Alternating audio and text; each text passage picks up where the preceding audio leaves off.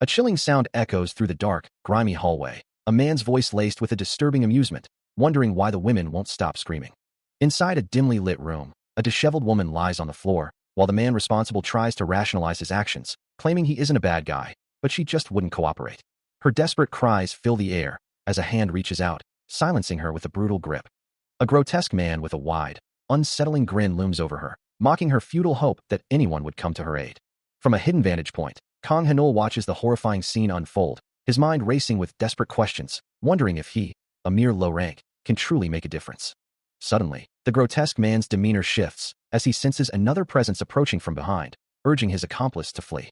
Standing over the terrified woman, the grotesque man and his accomplice prepare to leave, the former taunting her that she now has nothing left to feel bad about. His face contorts into a monstrous snarl, vowing that he won't let anyone else escape his grasp.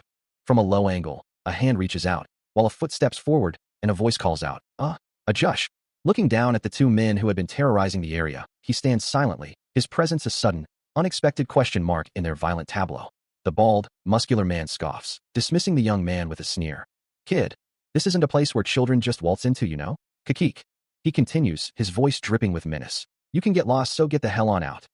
But before the words can fully register, a blur of motion erupts as Kang Hanul launches himself forward, a devastating kick connecting squarely with the man's face.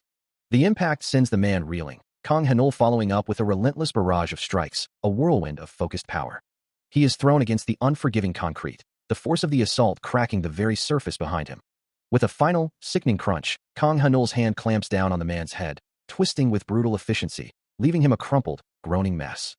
Standing over his defeated opponent, Kang Hanul's eyes blaze with an unnatural, white light, his gaze piercing the other man, who recoils in terror. He moves with impossible speed, a blur of motion as his attack connects, sending the first man reeling back with a shocked cry. Standing over the now incapacitated figure, Kang Hanul's voice cuts through the air, a chilling declaration. Do you know who I am? The dead. The second man stares in utter terror, while the rescued woman, witnessing the raw power emanating from his glowing eyes, can only stammer out a grateful, yet bewildered, thank you. Overwhelmed by the sheer intimidation, the second man collapses to the ground, clutching his head in agony. Humiliated and terrified, he scrambles away, unable to comprehend how he's running from a mere high schooler. His mind races, questioning the nature of the power he just witnessed, even as he acknowledges the young man's heroic act. A purple aura of pure fear erupts around him as he screams, desperate to escape. He lunges for the door, pounding on it frantically, but a mysterious red glow emanates from the frame, holding it shut. Trapped and terrified, he glances back, his voice choked with panic as he calls out for his companion. A desperate scream echoes through the corridor, as the man, trapped and terrified, urges unseen companions to flee. He sprints towards the exit, only to find his path violently sealed by a pulsating barrier of crimson energy. With a sickening thud, he slams into the invisible force, recoiling violently as the red light flares around him. Meanwhile, Kang Hanul stands calmly amidst the vibrant red glow, the source of the sealing energy emanating from his very presence. From the swirling crimson haze, grotesque figures begin to materialize, their eyes glowing with an ominous red light as they surround the trapped man. A sinister smile spreads across Kang Hanul's face as he raises a hand, a small, intensely glowing red orb forming in his palm. Even the monstrous creatures recoil in disbelief, questioning the impossible power displayed before them. His eyes now burning with an infernal red glow, Kang Hanul's grin widens, a single word escaping his lips, exciting. From above, the entire building is revealed to be completely encased within the impenetrable, pulsating red energy barrier. The oppressive red energy barrier continues to pulse, sealing the building. From a separate location, Kang Hanul, his eyes glowing crimson, issues a chilling command. It should be finished by now, right? Hey guys, bring him here now. The trapped man, his face contorted in a silent scream, recoils in terror, as the crimson energy barrier fully engulfs him, trapping him within its malevolent glow. Grotesque, shadowy figures emerge from the swirling red particles, swarming over his prone form, leaving him crumpled and defeated on the bloodstained floor. Amidst the debris, he struggles to comprehend the horror, gasping, What the hell? What the hell happened? His voice cracks with raw despair. Why? Why are you doing this to me? Before an unseen force begins to drag his broken body away into the darkness. He steps down with deliberate force, his foot landing squarely on another's, eliciting a sharp cry. As the person recoils in pain, another voice protests, demanding he acknowledge his elders.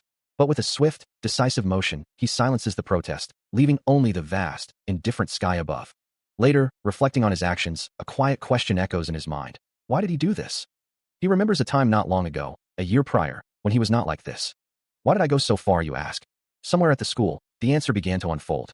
It was said that the biggest corporation would invest in the school that best stopped bullying, a new initiative that had everyone talking. The document clearly stated the goal: to prevent bullying and violence. A student with neatly styled brown hair mused aloud about the implications, wondering about Sang Hyun's friends and the tournament rules. He considered how all the gangs in the country might become champions if they couldn't fight elsewhere, and how quiet things would become. He continued to ponder the situation, questioning why the Hyungsung group was investing so much money into such a small region. Suddenly, the brown-haired student grabbed Kang Hanul by the collar, lifting him with a sharp, metallic sound, and declared that if a girl could join, he'd probably be a champion as well. Looking down at the struggling Sungha, he suggested that while he understood his feelings, it was time for him to embrace his female side to survive. Still reeling from the previous assault, he hears the bully's taunts echo, demanding if he wants his female side called out to spare him further embarrassment, leaving him to wonder what exactly that means. Before he can even process the words, a swift punch connects, sending him sprawling to the ground with a heavy impact. The bully looks down, dismissing him as a weakling not worth his time, as Kang Hanul can only weakly call out a name. From a distance, a young woman with long, dark hair watches the scene unfold, her expression etched with concern as she wonders what is causing such a commotion. The bully continues his verbal assault, mocking Kang Hanul for his perceived weakness, reminding him that he's no celebrity or guest at a major corporation, and that such incidents are to be expected. The young woman continues to observe, her concern deepening. With a soft rustle of movement, she steps forward, a quiet gasp escaping her lips. This is Lee Haru, the elf-like girl who has been by his side for so long, always trying to protect him, yet still not truly knowing the depths of his being, as she now stands defiantly before a group of menacing figures. Her presence alone is enough to quell the immediate threat, as most of the gangsters who had been bullying him were finally defeated, thanks to her intervention. Such is her reputation, a testament to her cold and arrogant demeanor, that she was the only one capable of handling the gangsters over the past few days. Now, her gaze sharpens on the remaining bully, her voice cutting through the tension with a simple, commanding order to beat it. A female student observes the unfolding scene, reflecting on the fearlessness of the girl who just intervened, acknowledging a similar lack of fear within herself. Meanwhile, the bullying continues as a male student with light brown hair taunts Kang Hanul, drawing the attention of other students and openly humiliating him. With a final, deliberate step, the bully forces Kang Hanul to the ground, just as Lee Haru arrives, her gaze fixed on the fallen student. She casually perches on a nearby desk, her presence alone causing a stir, looking down at Kang Hanul with an unreadable expression. Still on the floor, Kang Hanul is overwhelmed by the situation, his thoughts racing in a panicked, confused spiral, unable to comprehend his own reactions. Lee Haru extends a hand towards him, then pulls it back, a silent question hanging in the air. Looking directly at him, she issues a clear, concise command. He is to take care of her from now on. The light-haired bully and his bespectacled companion stare in utter disbelief, their faces contorted in shock at Lee Haru's unexpected declaration. As their hands meet in a firm shake, Kang Hanul reflects on the abrupt end of his ordinary existence, his normal life now irrevocably changed. Starting from that pivotal moment, when he reached out to accept Lee Haru's hand. His life, once ordinary, had irrevocably changed, leaving the bullies behind him in the dust. It became a living hell. Now, high above the city streets, his days were anything but normal. He sat alone, eating a meal, a new pair of glasses perched on his nose. A man in a sharp suit leaned forward, asking, sorry, but can you do me a favor? Hanul could only respond with a confused huh, as the man continued. Oh, I see. So you're saying you're going to be my servant? The man quickly clarified, I'm not asking you to be my servant. I'm asking you to be my man, leaving Hanul utterly bewildered. He simply stared, processing the unexpected proposition. He stares at the man, a question hanging in the air, as the man simply repeats his offer, be my man. With a casual wave, the man turns to leave, promising to return shortly, leaving Hanul to ponder the strange encounter. A thoughtful silence falls over him, his expression unreadable as he processes the implications of the man's words. Suddenly, a new thought strikes him, and he rushes towards a nearby convenience store, his mind racing with an unexpected urgency. Spotting the man in the distance, he calls out, asking where he's going in such a hurry, then quickly catches up, a small bag in hand. Tae-shik, surprised, watches as Sungha offers him the contents of the bag, explaining that he bought it for his friend. Without another word, he turns and sprints away, leaving Tae-shik to process the unexpected gesture. Tae-shik stands frozen, his eyes wide with a mixture of confusion and disbelief, the simple act leaving him speechless. Still reeling from the unexpected kindness, Tae-shik can't help but wonder if his proposition to Hanul might prove too difficult for the boy. Meanwhile, Hanul, descending a staircase with a bag of food, internally gloats, knowing he had completely caught Tae-shik off guard, who surely expected him to be the same as always. A triumphant grin spreads across his face as he silently declares that the real fool here is not him. Back in the classroom, surrounded by his classmates, Hanul suddenly looks startled, his attention drawn by an unseen presence. A voice calls out, questioning his presence, and he internally confirms that he is indeed right there. Moments later, Hanul finds himself once again standing before Tae-shik, who looms over him with an imposing presence. His expression shifts from surprise to a look of genuine shock and fear as he stares up at the man. He had been nothing more than a transfer student, a new face in a new school, and since he hadn't used his powers, no one had ever known. But even then, he knew exactly who Tae-shik was. Tae-shik had been nothing more than a bread shuttle, and now, Kang Hanul sits alone beneath a sprawling tree, lost in thought. His solitude is broken as Lee Haru approaches, her presence a gentle interruption. Settling beside him, she asks if something is troubling him. With a kind smile, she offers her assistance, assuring him she can handle any problem. Her words catch him off guard, leaving him momentarily speechless at her unexpected kindness. He hears a soft apology from Lee Haru, her voice tinged with concern, before his own thoughts drift back to a painful memory, a day he fell into the water.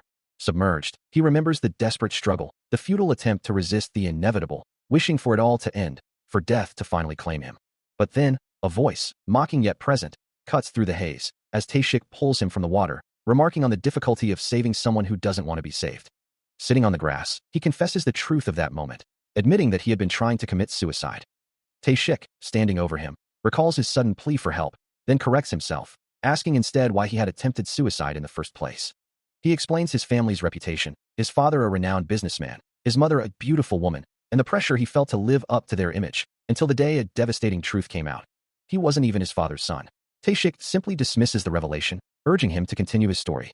Lying on the grass, he continues, explaining that he had held on for his mother, for the secret she had kept her entire life, a burden she couldn't bear alone.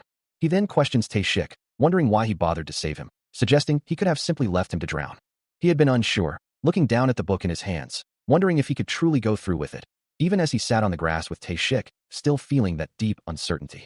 Tae-shik's smile was wide, a stark contrast to his own turmoil, as he recalled the older boy's laughter. He had turned away, unable to meet Tae-shik's gaze, still grappling with the question of why he had been saved. Kang Hanul confessed that before Tae-shik had jumped into the river to save him, he had genuinely disliked boys, but after that day, he felt a nascent trust begin to form. Tae-shik, still smiling, had pointed out that Hanul didn't even know how to swim, questioning why he had followed him into the water, to which Hanul mumbled that he had been afraid he would naturally go through with it. The older boy had then playfully asked if Hanul was implying he didn't like him, eliciting a shocked and emphatic denial. The memory shifted, showing the exterior of their school building. Inside, in a hallway marked 1 to 2, the two boys stood facing each other, a silent moment passing between them. Back in the present, Kang Hanul's face was etched with profound distress as he confessed to Lee Haru, his voice trembling with the fear of being utterly alone. Still in the past, a distressed Kang Hanul bows his head, apologizing profusely, while Tae-shik simply observes, a quiet ah, escaping his lips. Tae-shik then questions if the task will be too difficult for him, to which Kang Hanul responds with a hesitant ah. But a sudden resolve hardens Kang Hanul's expression, his eyes narrowing as he firmly tells Tae-shik to proceed, leaving the other boy utterly surprised. Tae-shik, recovering from his shock, then asks if he perhaps wants to be a shuttle agent, a question that leaves Kang Hanul equally stunned. A sharp gasp escapes him, his body recoiling slightly from the unexpected suggestion. Surrounded by other students in a bustling hallway, Tae-shik playfully points out that Sung-ha is too young for such a role, but the protagonist insists they find someone older. A soft rustle of movement passes between them, leaving Tae-shik with a puzzled expression. A sly smirk spreads across Kang Hanul's face as he leans in, warning Tae-shik not to take it easy, because their elf lady is watching. Back in the present, Kang Hanul lies in his bed, the soft glow of his phone illuminating his face, as he scrolls through a series of messages. Falling through a dark, watery void, he reflects on his despair, believing his suicide was born from an inability to continue living. Yet, an ominous voice echoes through the darkness, challenging his perception and asserting that his weakness stems from others discovering his true nature, promising a fun punishment awaits him. The voice continues to taunt him, suggesting he believed himself to be the sole architect of his growth, dismissing his previous reasons for despair, and inviting him to play together, forever. It then declares its intention to make him stronger, linking this to the very reason he chose to end his life. The chilling monologue suggests that perhaps there are no other reasons for his weakness, no other way to empower him, and that without this, his life holds no meaning. At least, that's what he thinks, as the scene shifts to a close-up of his feet. His eyes now glowing with a fierce red light, he acknowledges the voice, stating, "I do now." Suddenly, the scene shifts to him on his knees, distressed, pleading desperately, sorry, I'll definitely get that money for you." He kneels in despair, his head bowed low before another figure, the oppressive darkness mirroring his internal turmoil. Above him, Lee Haru looks down, a question escaping her lips, "How?" Still bowed, Kang Hanul's voice is muffled, "Do not worry about me." But his composure shatters, his face contorted in a raw, tearful scream, I'm a retard. So just leave me alone already. Liharu turns her head away, a pained whisper escaping her. Hanul. Her voice hardens as she looks back down. Don't pretend to care about me anymore. I'm tired of you constantly bothering me. With a final, chilling threat. Don't follow me. I'll kill you if you do. She turns and walks away, leaving him on the ground, where he can only manage a bitter, yeah, just die, you coward. As she retreats into the darkness, her disappointment hangs heavy in the air. I can't believe I called you my friend. The oppressive darkness abruptly lifts, replaced by the bright, indifferent light of day, revealing the grand facade of a school building. He sits hunched over his desk, a quiet humph escaping him.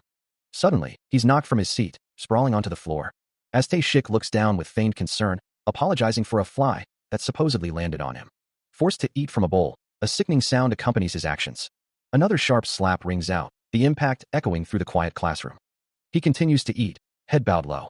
Tae-shik's smile widens, his voice dripping with false sweetness as he asks if there was another fly. Standing over him, Tae-shik remarks on his appearance, then adds a chilling instruction to clean up the mess. Kang Hanul slumps over his desk, defeated, as Tae-shik stands over him, questioning the state of things. He endures another stinging slap across the face, his head snapping back from the impact as Tae-shik's hand connects. The sound of the blow echoes sharply, a stark reminder of his helplessness. Even as he collapses to the floor, the relentless assault continues, his body a mere plaything. Suddenly, a new voice cuts through the air, sharp and challenging, asking if they believe themselves strong simply because they prey on the weak. The orange-haired girl stands over the scene, her expression unreadable, as Tae-shik maintains his grip on the fallen boy. The victim lies motionless on the floor, his glasses askew, as the new arrival observes him with an intense gaze. With a sudden, aggressive move, the orange-haired girl grabs Tae-shik's arm, demanding to know what he thinks he's doing. Tae-shik, taken aback, questions her intervention, while she retorts that if he keeps acting this way, she'll report him to the police. He sneers, dismissing her threat, daring this psycho bitch to call the police and see who suffers first. In a sepia-toned memory, a younger Hanul looks up at Tae-shik, his face etched with desperation, asking if it would be too difficult, only for Tae-shik to dismissively agree to help, adding that it wasn't an everyday occurrence, prompting Hanul to express his sincere gratitude for the unexpected kindness. Back in the present, Tae-shik turns to the orange-haired girl, a hint of annoyance in his voice as he questions her intervention. A smirk plays on his lips as he declares that school is officially over. He turns his back, casually walking away from the scene, leaving the orange-haired girl standing and Hanul still on the floor. Her eyes narrow in frustration, unable to comprehend why he would abandon the situation so callously. Without even looking back, he asks if she isn't hungry, a question that leaves her utterly bewildered. A wave of self-reproach washes over her, as she whispers an apology for something that doesn't even exist. Under the dim glow of streetlights, a quiet building stands silhouetted against the night sky. Two figures approach, their steps echoing softly in the stillness, making their way towards the entrance. On a rooftop overlooking the city, the orange-haired girl confronts Kang Hanul, her voice sharp as she demands, I told you not to follow me. Please stop caring and go away. He looks at her with a determined expression, insisting, I have to care about you though. His words hang in the air, a silent promise, as he continues, because the day you saved me from the river. The girl's expression darkens, her gaze distant, as she reveals, was the day my father started touching me. Kang Hanul listens intently, his face etched with concern, as she continues, to me, you were merely a substitute, and because of you, I was able to endure it more easily. She then asks, her voice tinged with desperation, will you still care about me, even if I'm this involved? He responds, his voice firm, no, just keep on me and keep getting on. Kang Hanul stands alone, his gaze cast downward, grappling with the weight of his thoughts. He wonders aloud, what should I do? His internal struggle continues as he stands on a rooftop ledge, the vast city stretching out before him, offering no easy answers. Suddenly, a new concern grips him as he looks around frantically, realizing she is no longer there. Without a moment's hesitation, he takes off, a blur of motion through the deserted hallway. His eyes widen in horror as he sees something terrible, a desperate cry escaping his lips. A hand reaches out, grabbing a wrist, and a voice pleads, let me go. The unnamed orange-haired girl struggles against a group of figures, one of them barking, move those hands. Kang Hanul confronts the group, who mock him, wait, if you thought we wouldn't play with you like this, you were way off. As he confronts the group, one of the figures sneers, ordering his companions to secure the girl's limbs. Struggling against their hold, the orange-haired girl cries out, demanding they release her. Her voice trembles as she questions if they even consider themselves human. Ignoring her pleas, another figure snaps, cursing her loudness and ordering her socks removed, while Kang Hanul watches, his expression hardening. A hand reaches down, grabbing her leg. The aggressor glares at him, warning him to stay out of it, or they'll make him regret it. Kang Hanul's eyes narrow, his resolve unwavering as he declares that if they had just kept quiet, everything would have been clean. Before he can act, another hand clamps over the girl's mouth, silencing her muffled cries. With a surge of fury, Kang Hanul lunges forward, a whirlwind of motion as he strikes the nearest figure. He takes a brutal punch directly to the face, the impact distorting his features. Before he can recover, a heavy boot connects with his head, sending him reeling as a voice shouts to stop the assault. But the blows continue, a relentless barrage of kicks and strikes from multiple figures, pummeling him to the ground. Another powerful kick lifts him off his feet, his body momentarily airborne. His face contorts in a silent scream, eyes wide with pain and disbelief. A desperate cry of Hanul echoes as he endures the relentless assault.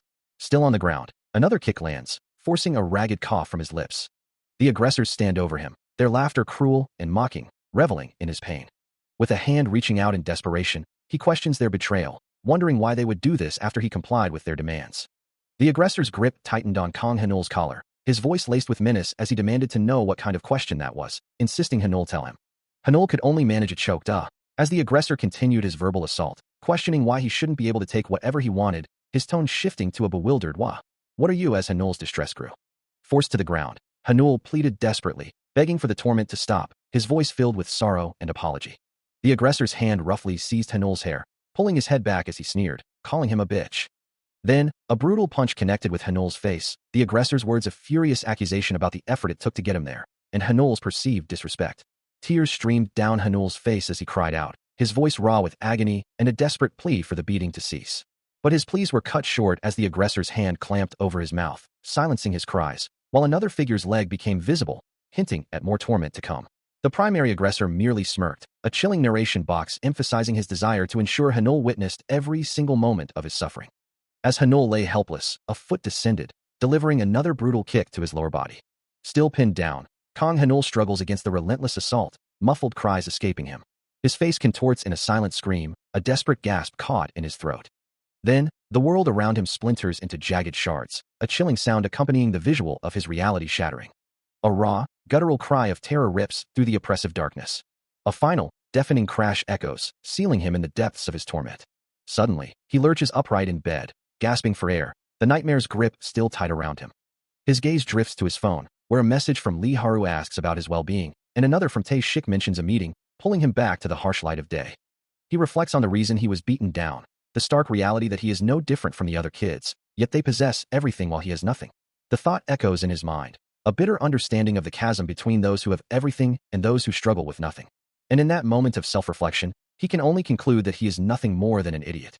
But a fierce resolve ignites within him, his eyes glowing with a dark, determined energy as a single, powerful desire takes root. He wants to become strong. He chastises himself for his past foolishness, for not having a way to achieve his goal, before his gaze falls upon a sign for a kickboxing gym. However, the path to strength isn't always straightforward, as other martial arts like judo and Kyokushin karate also present themselves as options.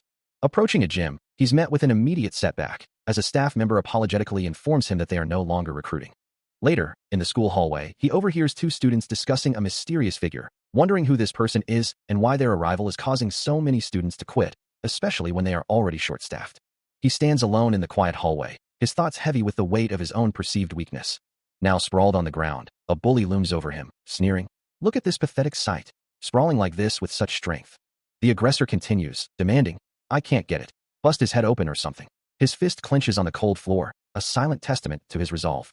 Another figure, an accomplice, stands nearby, urging, just give it a break already. Both bullies now stare down at him, the primary aggressor exclaiming in disbelief, Wah, what the hell?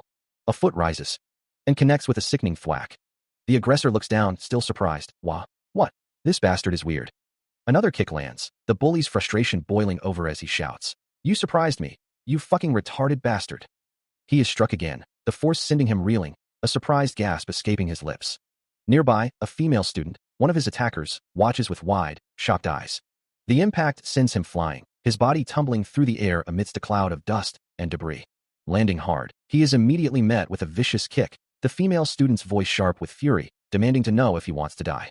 Before she can land another blow, Tae Shik's hand shoots out, grabbing her by the collar and pulling her back with surprising strength. The hand holding her begins to glow with an ominous, golden light. A burst of raw energy erupts from his palm, slamming into both the female student and Kang Hanul, sending them sprawling to the ground in a flash of light and dust. The man stands tall over the two fallen figures, his presence commanding the attention of the other students who watch from a distance. As he looks down, his amber eyes blaze with an intense, supernatural yellow glow, a silent question hanging in the air. As Tae-shik stands over the fallen students, a voice calls out to him, accusing him of not sleeping where he should, before questioning if the figure pressed against the wall is Lee Haru.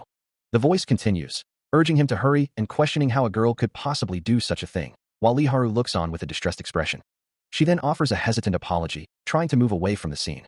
But the voice persists, reminding him of their agreement and warning that if he continues this behavior, they won't come looking for him anymore, leaving Lee Haru still pinned and looking down in resignation. Tae-shik, now alone, looks down, deep in thought, as if contemplating the implications of the situation. Suddenly, a voice from behind calls out to him, causing him to turn with a surprised expression. It is Lee Haru, looking back at him and demanding to know what he intends to do and if he plans to help. His face registers a look of shock and confusion. Under the vast expanse of a setting sun, two figures stood silhouetted against the vibrant sky, their steps echoing softly as they walked along a quiet path. Lee Haru embraced Kang Hanul from behind, her thoughts swirling with unspoken questions. She had a ton of things to ask him, but they remained trapped in her mind. Instead, she posed a different question, her voice soft yet pointed, wondering how she, a seemingly weak girl, had managed to subdue their adversaries. Kang Hanul's eyes widened in surprise, his expression a mixture of shock and confusion. He could only manage a questioning sound, his mind struggling to process her words. Lee Haru's gaze met his, a subtle smirk playing on her lips as she finished her thought, attributing her success directly to him. Still reeling, Kang Hanul stammered, demanding to know what she meant. Lee Haru clarified, explaining that despite her lack of physical strength, his earlier commotion had created the perfect distraction, allowing her to act unseen. Lee Haru explains her philosophy, stating that while one might fight, victory is impossible against an easily overpowered opponent, as their primary weakness lies in their pride and overconfidence. She emphasizes the need to look beyond obvious rules, understanding that true victory comes from breaking through an opponent's defenses, not just engaging them directly. Demonstrating her point, she swiftly grapples and throws a male opponent, illustrating that a single blow cannot secure victory, but once an opponent's guard is broken, the fight is effectively over. Without the ability to penetrate their defenses, winning becomes an impossibility. She continues, explaining that she was able to execute a feat she normally couldn't achieve, a technique she wouldn't typically be able to use. Reflecting on the moment, she wonders how she managed it, pondering how she was able to get her body to perform such a difficult action. A close-up of her face reveals a deeper truth. She had a teacher who trained her body from a young age, ever since she was weak. The scene shifts to a man with long, unkempt hair and a beard, lying in a bed, clearly in distress, crying out in pain or anguish. Lee Haru stands beside him, confirming that this man, her teacher, is indeed her uncle. Her expression turns somber as she considers the implications of her uncle's current state, realizing that their gym will soon close, and more importantly, he has lost all will. Kneeling beside the unconscious Tae-shik, Kang Hanul's face is etched with despair. Haru enters the room, her presence startling him as he questions his own sudden, desperate posture. Still on his knees, he pleads with her to teach him, yearning for strength but believing no one will ever take him on. His anguish deepens, confessing his powerlessness to destroy his enemies, feeling utterly useless as he begs for her help. Tae-shik remains still on the couch, unresponsive, while Haru sharply commands Kang Hanul to quiet down. He looks down, a thought about his own inadequacy forming in his mind. Haru stands over him for a moment, her expression unreadable, then turns and walks away, leaving him kneeling, his plea unanswered. Still kneeling before her, he hears Lee Haru sigh, finding his desperate pleas for strength nothing more than an annoyance. As she turns away, he quickly asks if she will take him in, then expresses his gratitude with a bow. Later, at a grand estate, Kang Hanul sits at a desk, reviewing a document, while Tae-shik remains unconscious on a nearby bed, wondering if a stamp is required on the papers. He reads the contract's terms, which state he must obey all commands and even pay for the training, never feeling entitled to demand anything. His head in his hands, he questions the clause about sharing 80% of his future earnings from fighting. Haru's uncle, holding a bottle, reminds him that he is the 8 in the 8:2 split. With an intense gaze, he challenges Hanul, suggesting he should quit if he doesn't want to proceed.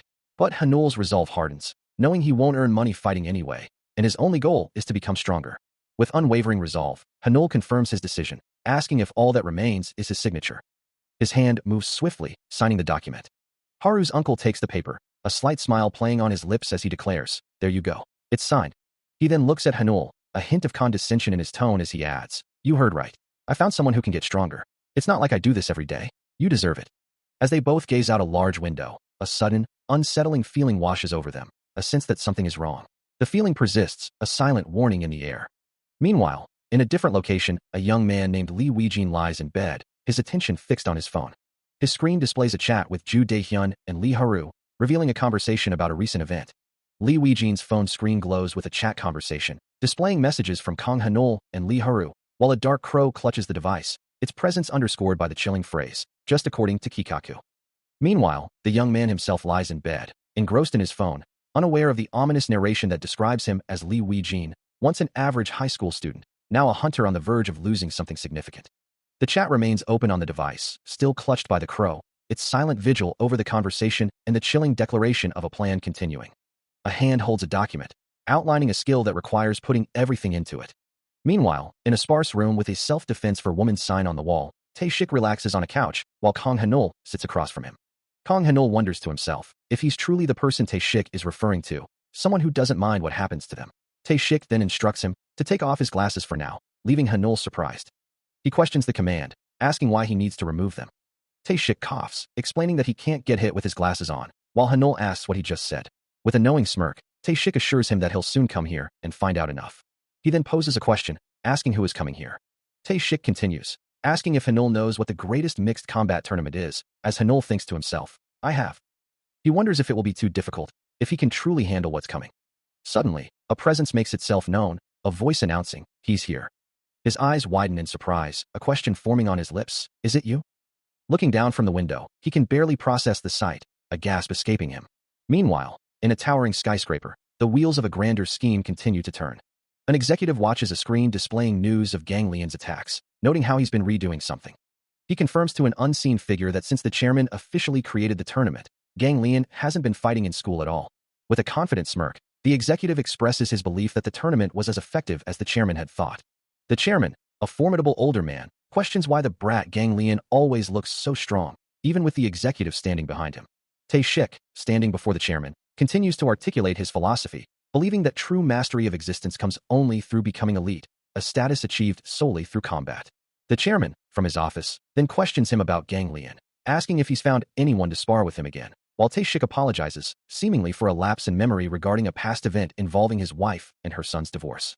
The chairman presses further, frustrated that Tae-shik had been so busy searching for a sparring partner for Gang Lian, who he refers to as an asshole. Tae-shik confirms that someone did indeed sign the contract himself, prompting the chairman to ask who it was. Meanwhile, in a different part of the city, Haru's uncle stands over a figure on the ground, urging him to hurry and get up, his voice laced with impatience. Kang Hanul lies sprawled on the concrete, impact lines radiating from his head, but his expression remains surprisingly neutral. Haru's uncle looks down at him, dismissing him as just another young punk who doesn't know how to fight, his tone condescending. But Li Weijin, observing from the side, interjects, suggesting that this encounter should be considered a mere greeting, and clarifies that Kang Hanul didn't actually pass out from the hit. Haru's uncle reacts with a surprised as Li Weijin explains that despite the attack, Kang Hanul didn't even flinch, let alone get knocked out. Kang Hanul lies motionless on the floor, a soft snore escaping him. Meanwhile, Haru's uncle, a slight smirk playing on his lips, remarks that Hanul will simply have to endure his temper for now, while Li Weijin, looking surprised, questions why Hanul has been sleeping so much lately. Back with Hanul, a voice wonders if he ate too much. Slowly, a faint awareness begins to stir within him. He questions when he fell asleep, then notices a strange sound, a sound he feels he's growing accustomed to. His eyes snap open in shock, his mouth full of food, as he realizes the sound wasn't just a sound, but the act of him eating. Springing upright, he stares at the food in his hand, utterly bewildered, wondering when he even started eating. He surveys the room, now littered with empty wrappers and containers, the full realization dawning on him that he consumed it all by himself. A serious expression settles on his face as he looks down, contemplating the strange phenomenon. The man looms over him, a question hanging in the air about the difficulty of finding someone asleep. But he stirs, disoriented, unable to properly see his surroundings without his glasses. His eyes snapping wide open in a sudden, primal surge of alarm. In an instant, the tables turn, the figure who was once standing now lies sprawled on the ground. As the young man, now fully upright, demands to know why he was attacked, while the downed man protests his innocence. Confusion washes over Tae-shik as he struggles to comprehend how the other could be kicking and screaming, yet seemingly invisible. A memory of his mission to take him down flashing through his mind. The young man's voice cuts through the haze, a chilling promise that his opponent is already dead. Before he jolts awake in his own bed, the dream fading as a text message from Haru announces her arrival. Kang Hanul lunges forward, a punch aimed at the teacher, demanding to know why this person is suddenly attacking him. Meanwhile, Tae-shik watches the scene unfold, a smirk playing on his lips as he muses aloud, knowing it would be too hard for the teacher to fight someone like him. Before Kang Hanul's fist can connect, Tae-shik moves with blinding speed, a powerful counterattack sending the young man flying backward, crashing into the floor with a pained grunt. Tae-shik looks down at the fallen student, a cold amusement in his voice as he calls out, it's not. Tae-shik, I'll help you. It's not like I'll do it every day. He stands over the defeated Kang Hanol, who struggles to rise, and asks if he can be paid for this contract, wondering if he's enduring this for nothing. Tae-shik continues, reflecting on the fight. I hit him with all my power. How did that kid? He watches as Kang Hanol pushes himself up, glowing particles of energy beginning to swirl around him, and Tae-shik asks, are you still going to fight? Despite the overwhelming defeat, Kang Hanol's eyes burn with fierce resolve, his body radiating a faint aura as he declares, not enough yet. He is violently slammed against the wall, the impact echoing through the space. His face contorts in agony, the force of the blow leaving him stunned. Standing over the defeated Hanol, Tae-shik's voice is cold as he questions, what's wrong? Didn't you say you'd beat him up and then take his money? Hanol can only manage a pain sound in response. Still on the ground, Hanol desperately tries to negotiate. Can we please discuss this contract? I'll pay you. I'll go to the police. But Tae-shik simply dismisses his words, wondering how he ended up in this situation again. Now seated casually with Lee Wee-jin, Tae-shik mocks Hanol's financial situation. Don't you think that the food here is too expensive for you, who only eats ramen and gimbap? Wee-jin looks on, confused by the conversation. His eye glows with an intense, golden light, revealing what he calls the golden sight. Lee Wee-jin, still trying to understand, questions the meaning of golden. Speaking on the phone, Tae-shik explains that experienced fighters don't involve the police, because if the target isn't directly hit, their punch looks like a missed attack, making them appear foolish. He continues, stating that there's a specific place where one's motion cannot be missed, no matter how hard they try. He continues to explain his unique perception, stating that he can discern even the slightest shift in a person's core movement. Confused by the technical explanation, Lee Wee-jin asks what this has to do with the golden sight ability. With his eye glowing a faint gold, Tae-shik clarifies that while normal eyes miss such minute details, his own can perceive the most subtle shifts in movement. He offers an example, imagining a scarred gangster or a heavily muscled athlete, both possessing strong core stability. He then shifts his focus, mentioning a kid's eyesight as another factor. Even if someone cannot physically see these subtle movements, he can still perceive the core's activity. Still trying to grasp the concept, Lee Wee-jin asks if this comprehensive perception is what golden sight truly entails. Tae-shik dismisses the question with a wave of his hand, apologizing for the interruption, but stating he lacks the time to fully explain everything, yet he notes the other's reaction to his words. Meanwhile, in a different location, Kang Hanol clutches his eye in distress, realizing that he never had an eyesight test, yet Tae-shik somehow knew about his vision. He stares at the two men, a flicker of doubt crossing his face as he considers the implications of Tae-shik's words. The man with the golden sight continues, explaining that his ability allows him to perceive even the most minute core movements, enabling him to predict actions and assess physical traits like eyesight without direct observation. He clarifies that it's not about seeing the future, but rather understanding the present with such precision that the future becomes clear. Lee Wee-jin, still struggling to grasp the full scope of this power, asks for confirmation, wondering if Tae-shik truly understands the implications of what he's saying. Kang Hanul's expression darkens, a chilling realization dawning on him. He understands that Tae-shik's knowledge of his eyesight means he has been under constant, unseen surveillance. Lee Wee-jin, still focused on the mechanics of the ability, presses further, asking if this golden sight truly allows one to dodge anything. Tae-shik confirms with a confident smirk, explaining that the body automatically reacts to predicted movements, making it seem superhuman. He elaborates, his eyes gleaming with a predatory intensity, declaring that such an individual is a natural-born fighter. Lee Wee-jin, still processing the implications, asks if this means Tae-shik can take anyone down, while Kang Hanul listens intently, his unease growing. Tae-shik's confident assertion hangs in the air, a chilling promise that he can indeed take down anyone in this country. He looks at Tae-shik, who casually asserts that he will need to be paid for his services, prompting a surprised reaction from Kang Hanul. He questions if Tae-shik truly believes he is a natural-born fighter, but Tae-shik clarifies that his ability isn't about innate talent, rather something that requires payment for the day, leaving Lee Wee-jin confused.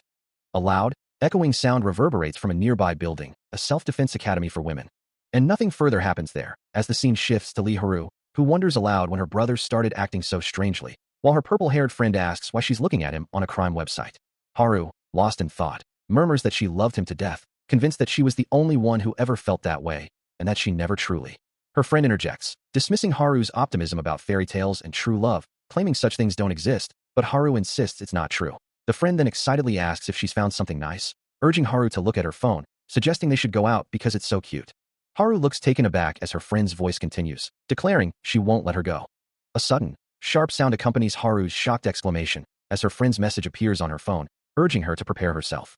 A rhythmic ticking echoes in the darkness, as a pair of glowing eyes open, filled with confusion. A sense of dread washes over him. the ticking growing louder as he questions his surroundings. His body feels unresponsive, trapped within the unsettling rhythm. The glowing eyes focus, revealing the familiar outline of his glasses. With a sudden jolt, Kang Hanul sits upright, a creaking sound accompanying his movement as he looks around in bewilderment. Sweat beads on his forehead, the lingering terror of the dream making him gasp for air. Still on the floor, he finds himself in a room with lockers, a man with long, dark hair crouching beside him, observing him intently. The man holds a stick, his gaze sharp as he demands to know why Kang Hanul is sleeping there.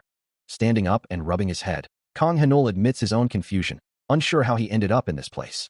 Still reeling from the confrontation, Kang Hanul questions the person before him, asking if this was truly their first day back, before quickly apologizing.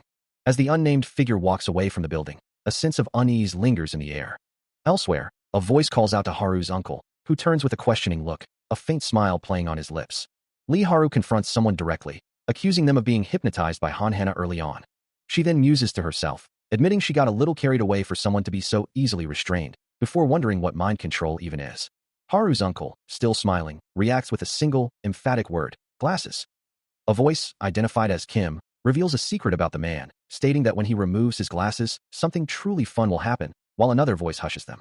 The school building stands tall and unassuming, its entrance beckoning. Later, Kang Hanul sits alone, reflecting on his past, remembering how his friends always told him that school was where he truly differed. He sits alone, a quiet sense of self-loathing settling over him, still grappling with the feeling of being utterly pathetic. He muses, realizing he likely couldn't land a single hit on anyone for an entire month, confirming his own assessment that he possesses no talent for fighting. Suddenly, a voice cuts through his thoughts, as Tae-shik and his companions loom over him, mocking his attempts to learn how to fight, finding it amusing that he might actually hurt someone. Before he can react, Tae-shik challenges him to test his newfound skills, delivering a swift, impactful kick. The force of the blow sends him reeling. He slides across the floor, the impact echoing with a dull thud. Lying on the ground, a pained groan escapes him as he struggles to recover. Tae-shik's demeanor shifts instantly, now leaning over him with a feigned concern, offering to take good care of him if he joins their club, even promising to shuttle members home, asking if they aren't really nice. Helping him to his feet, Tae-shik instructs him to follow, accepting his quiet, "Thank you." His face contorted in pain, he wonders if this ordeal will ever end, if it's simply too much to bear. Another sharp blow lands across his cheek, as a voice snarls, demanding he comply. He recoils from the impact, the aggressor complaining about the effort required to subdue him. The school building stands silently, a stark backdrop to the violence. On the ground, his broken glasses lie scattered, a tangible symbol of his shattered composure. Tae-shik, flanked by his companions, offers a condescending smile, remarking that if Kang Hanul had simply listened, his precious glasses would still be intact. As they walk away from the school, Tae-shik instructs him to prepare everything for tomorrow, promising to wait, while also expressing disgust at having to exert himself. The remaining students watch them leave, one of them shouting a derogatory term at the departing pair. Kang Hanul's expression hardens as he hears the insult, while the students continue their taunts, dismissing them to just go away. Bruised but resolute, Kang Hanul demands to know Tae-shik's whereabouts. From down the hall, a burly student taunts him, noting his persistence in seeking out their leader. With a sharp crack, the student smashes a wooden stick against the ground, splintering it before stepping on the fragments. With a snarl, he swings the broken weapon at Kang Hanul, declaring him dead. The heavy wooden club arcs downward, aimed directly at his head. But with a sudden, explosive force, the weapon shatters into countless pieces mid-swing. Kang Hanul stands completely still, unharmed, as the wooden splinters rain down around him. The attacker stares in disbelief, his eyes wide with shock, clutching the useless remnants of his weapon. Before he can even process what happened, Kang Hanul's foot connects with his face in a brutal kick, sending him flying backward as another student watches in stunned silence, questioning how the attack was blocked with bare hands. The story shifts, continuing now at a certain household in another universe. Inside, a brown-haired girl questions her sister, wondering why she's acting so strangely, and if she's reading Overlord's website. The purple-haired girl, lost in thought, recalls how much she loved him to death when they were kids, though she suspects she was the only one who felt that way. Her sister, meanwhile, proudly presents a gift, a really nice item she found on the ground, so cute she bought it for her. The purple-haired girl's eyes widen in delight, uttering an ecstatic gasp as she sees something on her phone. Her sister's message appears on the screen, telling her she'd better start reading at afternoon tea. A young man with a sneer on his face demands to know who the other is. Recalling rumors of an exchange student, he challenges the newcomer, questioning his audacity. Kang Hanul, unfazed, simply states that if the other intends to keep showing off, he'll just be on his way. Lee Wei-jin, enraged by the dismissal, suddenly lunges forward, drawing a knife with a sharp, metallic sound. But before the blade can connect, Kang Hanul swiftly intercepts his arm, twisting it and pressing the knife to Lee Wei-jin's own throat, his voice cold as he questions the attacker's arrogance. Li Weijin can only utter a surprised sound, completely outmaneuvered. Their confrontation is abruptly interrupted by the furious shout of an approaching older man, demanding to know what they are doing. A new day begins at school, where Li Weijin, with a slight smirk, informs Kang Hanul that the exchange student wanted a tour. Kang Hanul, seemingly unconcerned, asks if the gym is next, but Li Weijin quickly suggests they go somewhere else instead. Meanwhile, an older, stern-faced man in a dark suit barks at two students, warning them not to be late for double class and to get back to their lessons, receiving a casual, "Okay, old man," in return. Li Weijin watches the students depart, a silent thought hanging in the air about meeting at the abandoned building after school. Later, two figures stand silhouetted against a window, one promising to make the other's wish come true. The conversation continues, specifying a meeting at Daechan. The exterior of a building, clearly marked as a women-only gym, stands under a clear sky. In an office, Tae-shik stands before a seated man in a dark suit, who questions if he's become a punching bag lately, prompting Tae-shik to retort, asking why he doesn't take his frustrations out on someone else. Li Weijin, in a close-up, muses about teaching someone to study and fight simultaneously, contemplating his involvement in the selection for the strongest youth contest. Tae-shik admits that the situation has caused him some concern, prompting Haru's uncle to question his worry. He asks, "Who said anything about you worrying about Kang Hanul?" Haru's uncle muses, wondering if Tae-shik truly believes Kang Hanul is a genius, or if he's simply never seen a true prodigy before. He continues, explaining that Kang Hanul's instincts are indeed sharp, but that alone isn't enough to make him a true master. A subtle smile plays on his lips as he considers the boy's potential. He states that Kang Hanul doesn't operate with the same calculated intention as someone like Tae-shik. Tae-shik, still standing, asks for clarification, and Haru's uncle explains that Kang Hanul's instincts simply put him in the right place at the right time, allowing him to react without needing to think. He adds, however, that Kang Hanul lacks fundamental power, especially when he's outside the ring. With a decisive crunch, Haru's uncle crushes a cigarette, emphasizing his point that there are countless ways to take down someone who relies solely on instinct, especially if that boy were to lose his sanity. He muses that 100 opponents would be no match for the young fighter, before adding, but then again, it's not like there's a lot of them, right? His voice drops, a hint of concern entering his tone as he admits, "I am worried, though. The people who can piss him off." Tae-shik, his back still to the viewer, questions the long-term strategy. "Have you really planned this since the first day I came back?" The night deepens over a towering, derelict building, its skeletal structure silhouetted against the full moon. Haru's uncle turns to his companion, a slight smirk playing on his lips. "But why are you so worried? It's more fun to just let him deal with them all." A shiver runs down Tae-shik's spine, an unsettling premonition he can only describe as an eerie feeling. Leading the way through a dimly lit corridor, Tae-shik announces their arrival. "We're here. Come in. Kang Hanul is waiting for you." Inside, the young fighter stands amidst the aftermath, his gaze sharp and unwavering. The room is littered with unconscious figures, a testament to his swift and decisive victory. He steps into the dilapidated room, a subtle sound escaping him as he takes in the scene. Among the figures gathered, a voice identifies their leader as Kang Dae-gun. Suddenly, a desperate plea for help echoes, calling out his name, as a faint glow emanates from him. Kang Dae-gun's laughter fills the space, mocking the plea and the one who made it, dismissing them as foolish for seeking help. He continues to sneer, utterly convinced of his own superiority. But before his words can fully register, a blur of motion strikes one of his thugs. A brutal impact snaps the thug's head back, sending him sprawling across the floor. The remaining figures stare in stunned disbelief, questioning what just happened. Amidst the disarray, one of the thugs screams, demanding Kang Dae-chun show himself. Another, equally enraged, bellows, questioning what they are doing and cursing their target. As the thugs descend into infighting, their shouts echoing through the space, Kang Hanul stands apart, observing the escalating brawl with a detached gaze.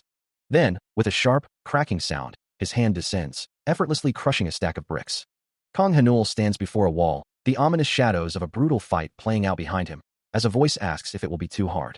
He responds with a quiet, "Ah," before Tae-shik's voice reassures him, offering help and stating it's not an everyday occurrence. Kang Hanul, relieved, thanks him, calling him kind. Suddenly, the scene shifts to a flurry of motion, a hand reaching out, then a rapid, almost invisible assault begins. A figure in a dark suit reels back, struck by an unseen force. Another powerful blow lands, sending shockwaves through the air. Hanul's face, now splattered with blood and debris, contorts in a snarl, his eyes burning with an ominous red glow. An opponent's head snaps back from a devastating impact, blood erupting from the blow. He moves through the group of suited figures, dodging a bottle swing and leaving a trail of collapsing bodies. A swift, precise strike connects. The final opponent collapses, his face contorted in pain, as Hanul's eyes continue to blaze with fierce, red energy. His assault begins with a blinding flash of speed, his foot connecting with a suited man's chest, sending him airborne. Another opponent reels from a devastating blow. A crimson burst of energy erupting from the impact point as a third man is caught in a whirlwind of motion, flung through the air with impossible force. He stands over a fallen foe, who stares up in abject terror, unable to comprehend the sudden, brutal turn of events. His fist glows with an ominous red light, then slams into another man's face, the force of the strike distorting his features. Another shouts a desperate warning, urging his comrades to flee as the carnage continues. He stands amidst the wreckage, alone, glowing figure surrounded by the crumpled forms of his defeated adversaries. Just as the dust settles, a new voice cuts through the silence, calling out his name with an outstretched, glowing hand.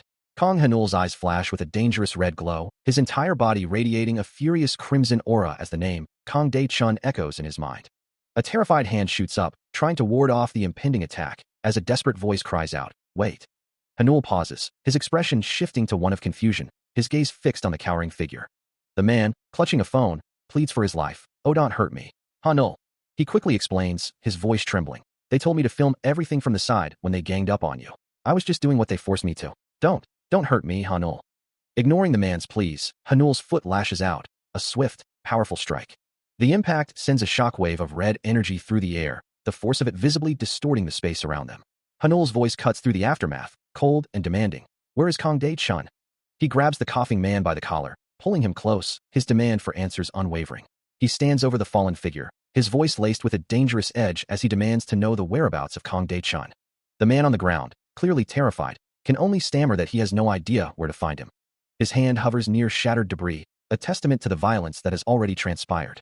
Then, he calmly picks up a piece of paper, his gaze sharp and unwavering.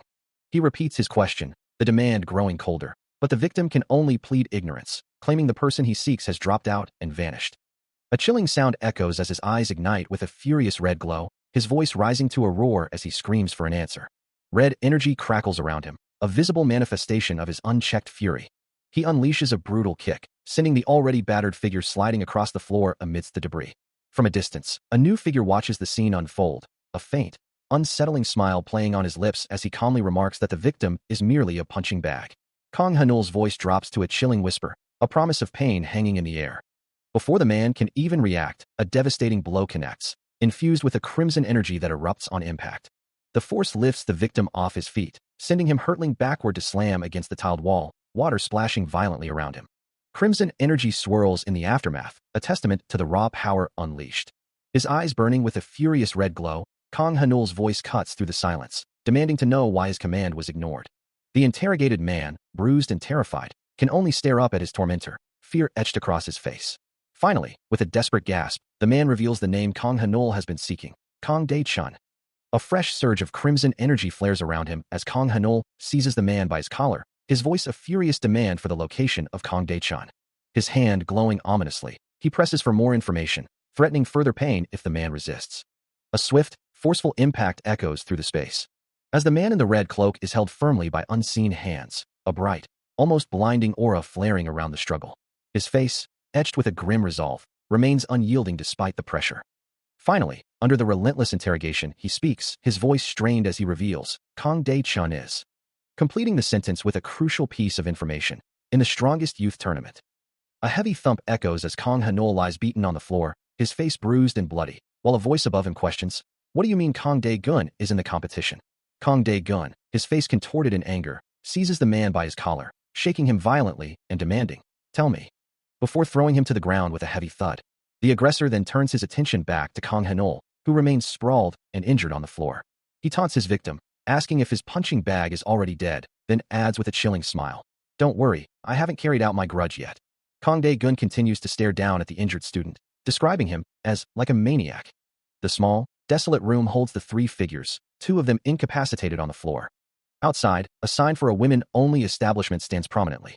After the brutal beating, Kang Hanul rests on a couch, while Tae-shik observes him, noting how deeply he sleeps. A young woman nearby, her expression thoughtful, inquires about his well-being. She reassures them, explaining that the hospital found no serious injuries, so there's no need for concern. Tae-shik, however, turns to her, curious about her sudden interest in Kang Hanul. With a weary expression, she finds it strange that they went to such lengths to transfer to the same school as him, especially after all the rumors. She points out that people might think they're his bodyguards, questioning if they have lives of their own, but then concedes that he hasn't done anything to deserve such treatment. Looking down at the sleeping Kang Hanul, She clarifies that she simply saw him being beaten in the same place as them and is merely worried. The scene shifts to a memory, a man falling into the water from a bridge, the water levels high from recent rain. It was said that the man was a student from the same school, a familiar victim of constant bullying. But then, a foot steps onto the edge of a bridge, the sound echoing in the silence. Someone who knows the story reflects that the person who fell from the bridge was a student always trying to act cool. And that, for the unnamed female, was when her life began, though she didn't know the rumors about him, only something about his past. Back in the present, Tae-shik muses on a past attempt to manipulate someone, noting that when he tried to do something similar, the target didn't even act like he didn't want to. He then declares that despite everything, this guy can't pose a problem, revealing his plan to make him his dog and profit from him, intending to be the one to crush him, who was going to crush the boy. The female acquaintance, startled, quickly interjects, insisting that's not what she's saying, that it's only an interest. With a sigh of resignation, she agrees to act as if she heard nothing, muttering, uncle, under her breath. Tae-shik, changing the subject, mentions a rumor about Kang Dae-gun joining the strongest fight tournament and approaching him, but questions why he isn't showing up. The female acquaintance responds that she doesn't know the rumors about him, but thinks it has to do with the fact that he is close to someone who always stopped showing up in school, and that Kang Dae-gun is the one who has been going around. A question hangs in the air, wondering if the girl who was with Tae-shik was the same one seen near the water, as the view shifts to a building marked Women Only. The scene briefly pulls back, showing a quiet street. Before the perspective moves to a bustling street where Tae-shik walks away, while the unnamed female from their previous conversation approaches. Her expression is downcast, her gaze averted. Inside a building, Tae-shik stands, facing away from her, who remains silent and still. Suddenly, he grabs her arm, pulling her sharply. The force sends her sprawling to the ground, scattering red apples from a bag she was carrying. Tae-shik's face contorts in a furious snarl, demanding she watch where she's going. He continues to loom over her, still on the floor, angrily asking if she's ignoring him. Tae-shik's aggression continued, his hand gripping the young woman's head and forcing her down over the table, his voice sharp as he accused her. You trying to look down on me, or something? His grip remained firm, holding her in place. Then, with a sudden yank, he forced her head up, demanding she meet his gaze. Look at me when I'm talking to you. Before he could continue, a new hand clamped down on Tae-shik's wrist, stopping his assault mid-motion. Kang Hanul stood firm, his expression resolute, as Tae-shik turned, surprised and enraged. What? Who the hell are you? Hanul glanced down at the young woman, now on the ground, before turning his full attention back to Tae-shik, his voice calm but firm. You think you can get away with that because I'm a student? Furious, Tae-shik twisted Hanul's arm, attempting to regain control. You motherfucker, watch who you're talking to. But Hanul was faster, his fist connecting with a sharp crack against Tae-shik's face. The force of Hanul's kick sent Tae-shik reeling backward, a powerful blow that threw him off balance. The force of the kick sends him spinning through the air, before he crashes through a glass partition, shattering it into countless shards as he hits the ground. Standing over the dazed man, Kang Hanul's voice cuts through the silence, demanding he get up. The fallen man, still on the floor, manages a sneer, asking if he's trying to thank him. As the protagonist watches, Tae-shik slowly gathers the broken pieces of his glasses from the floor. He continues his taunt, mocking the idea that he could simply walk away after this. When Kang Hanul reaches out a hand, Tae-shik's eyes flare with an angry red glow as he snarls, "Fuck off." Without another word, Kang Hanul turns and walks away, leaving the enraged man behind. From a distance, another figure, Kang Dae-gun, watches the scene unfold with a look of utter surprise. Under a clear, blue sky, a building stands, marked as a women's only dormitory, while inside, Kang Hanul clutches his head, a groan escaping him as he wonders, my head. When did I get my glasses back on? He murmurs, touching his temple. After putting his glasses back on, it felt as though he had woken from a dream. When he couldn't see clearly, the entire world seemed to swallow him whole, and his confidence had overflowed. Now, with his glasses, he felt almost normal, but what he definitely remembered was the complete despair he felt in the hospital, the pain of his body being torn apart, wishing he had his eyes. After that day, he hadn't worn his glasses again. With a bandage on his head, a fierce resolve hardens his gaze as he declares, I want to destroy them again. It was probably at this point that he started getting used to beating up thugs. Sitting alone, a question mark hangs over his thoughts, a silent contemplation of his past and future. A memory surfaces, showing a distressed Kang Hanul, his face obscured by his glasses, as a young woman with long dark hair leans over him, asking if it would be too difficult. He responds with a quiet, before she reassures him, saying, It's not, Tae-shik, I'll help you. It's not like I'll do it every day. Kang Hanul looks up, surprised by her words, questioning her about his glasses and what she means. The young woman, realizing her slip, quickly tries to explain, telling him to calm down and that she'll wear glasses again if his feelings are hurt. Then, her tone shifts, instructing him to come down to the first floor of the dojo, where everyone is waiting for him. With a simple, I'll come right now, Kang Hanul turns and heads towards a door, leaving the memory behind. The scene shifts to the exterior of a building, marked with the characters For Yong Ho Shin Sol. Inside, a group of individuals gathers in a spacious dojo, as a man with long dark hair stands before a whiteboard, announcing that he will now explain the tournament's purpose. He clarifies that it's an elimination-style, unranked mixed martial arts tournament, known as the U1 League, to be held right there in the dojo.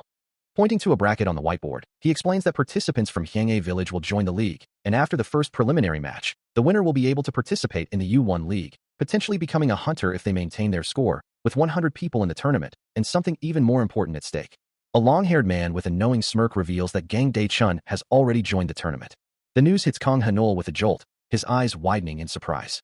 The long-haired man continues to speak, while a young woman stands nearby, listening intently. With a surge of resolve, Kang Hanul declares his own intention to join the tournament as well. The long-haired man simply smiles, revealing he had already signed Hanul up, but with a catch, an 80% cut of any earnings. The young woman, Gang Leon, gasps in disbelief, questioning her uncle about the exorbitant demand.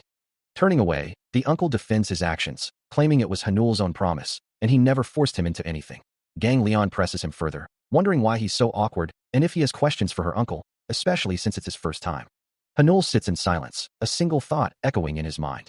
Hanul's mind races, replaying a past moment of vulnerability, wondering if his question about what kind of man women liked was too difficult to answer. His uncle, the long-haired man, looks at him with a knowing gaze, while Leon questions why he would even ask such a thing.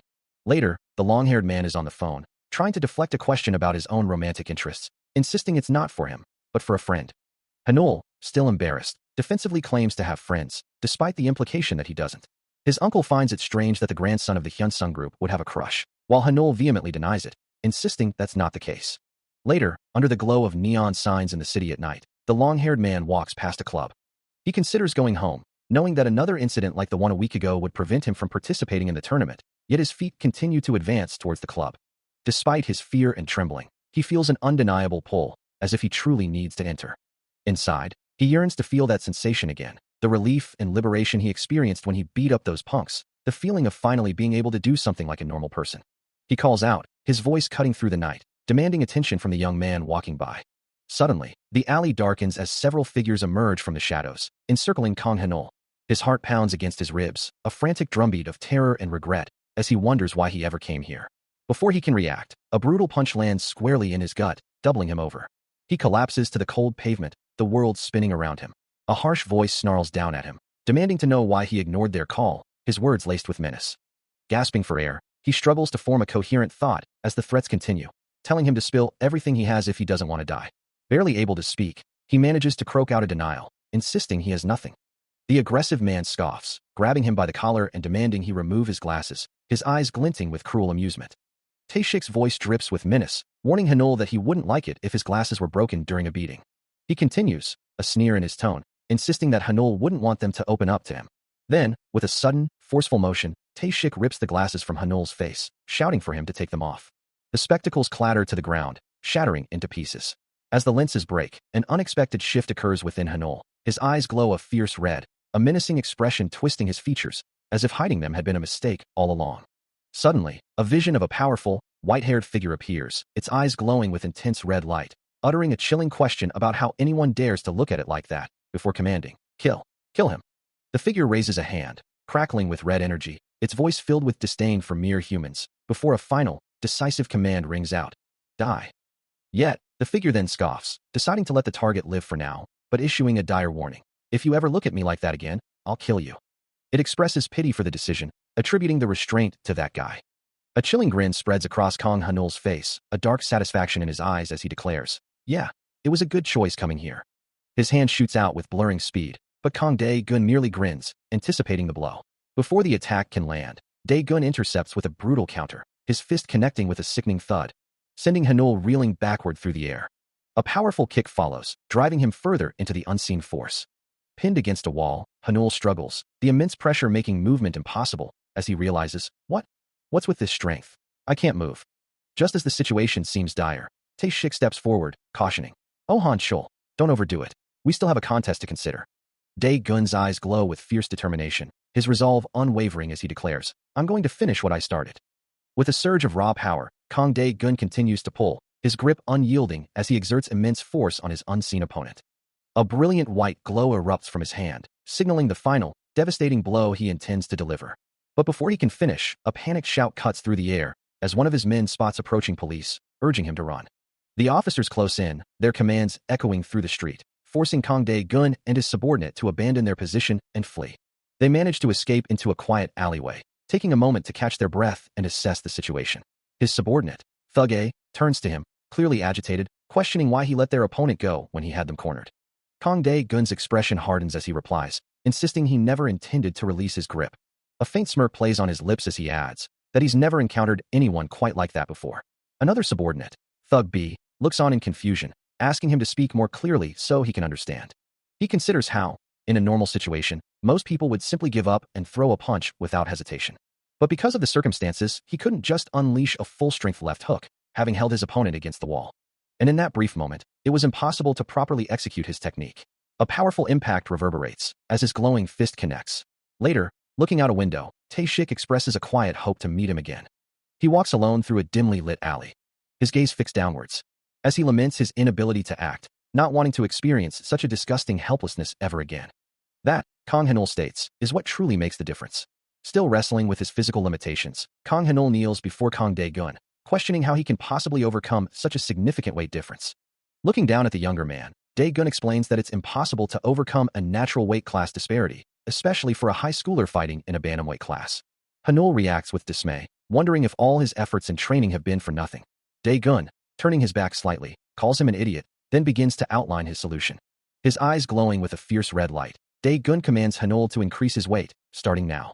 The scene shifts to an exterior view of a house, nestled on a sunny hillside.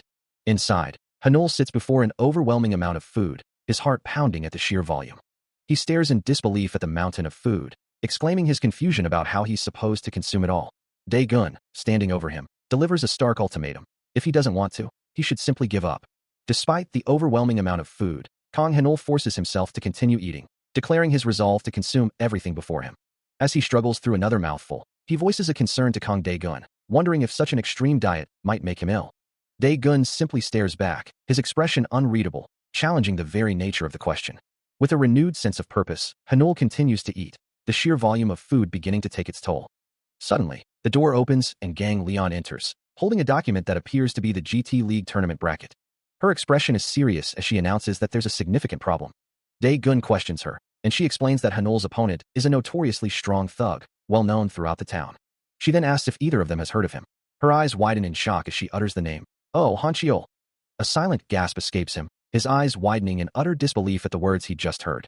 Tae-shik leans in, his voice low, asking if his friend has heard of a particular individual before. A young woman, Haru, looks directly ahead, her expression serious as she utters the name, "Oh, Hancheol." Kang Hanul's eyes widen in shock, a silent question hanging in the air. An older man with long, dark hair, wearing a red jacket, explains that perhaps Hanul doesn't know him well, continuing that the person he met yesterday has made things more complicated. The man reflects, recalling how the individual possessed the physique of a heavyweight, surprisingly muscular. Clutching an apple, Hanul pleads, offering to do anything if they can help him win against this formidable opponent. The man in the red jacket then turns to Haru, asking how a girl might deal with such a man. Haru responds, explaining that it's by exploiting their weak points, as they often become careless when they perceive her as a fragile girl. The man in the red jacket explains that individuals like Hancheol possess no obvious weaknesses, even when they let their guard down. Therefore, he continues, Kang Hanul would need more than just exploiting carelessness to compensate for his own shortcomings. Looking out the window, the man ponders aloud, wondering what Hanul could possibly do better than the formidable Hancheol. He then kneels, pointing out Hanul's obvious disadvantages, his small stature, lighter weight, lack of strength, and complete inexperience, concluding that there's no way he could win. As expected, he muses, a hint of disappointment in his tone. Turning back to the window, the man declares that only sheer speed could possibly help Hanul. Hancheol was undeniably fast, he admits, but if Hanul prepared himself properly, becoming smaller and lighter, there would be no way Hancheol could keep up. However, he quickly snaps, reminding the surprised Hanul that he still needs a basic physical build to achieve that speed. He elaborates, drawing a comparison. If a soccer player like Messi had the physique of Ronaldo, they wouldn't be able to achieve the same burst of speed, because Messi maintains his body weight at his height, along with a chiseled physique. Kang Hanul listens, his expression heavy with doubt, as the man in red jacket explains his objective, to build muscle and increase his speed. Despite his apprehension, he begins the arduous process, pushing himself through pull-ups, his body straining with every repetition. As night falls, the relentless training continues, the sounds of his effort echoing in the quiet darkness. He pushes through intense bodyweight exercises, his muscles screaming in protest under the watchful eye of his trainer. His hands, once soft, now bear the raw evidence of his dedication, thick calluses forming from the constant friction. Finally collapsing from sheer exhaustion, he wonders if this grueling regimen will truly allow him to overcome stronger opponents. The trainer's voice cuts through his fatigue, reminding him that sleep is for later and the training must continue. He acknowledges the truth of the words, realizing he's already sacrificing his afternoons for this demanding pursuit.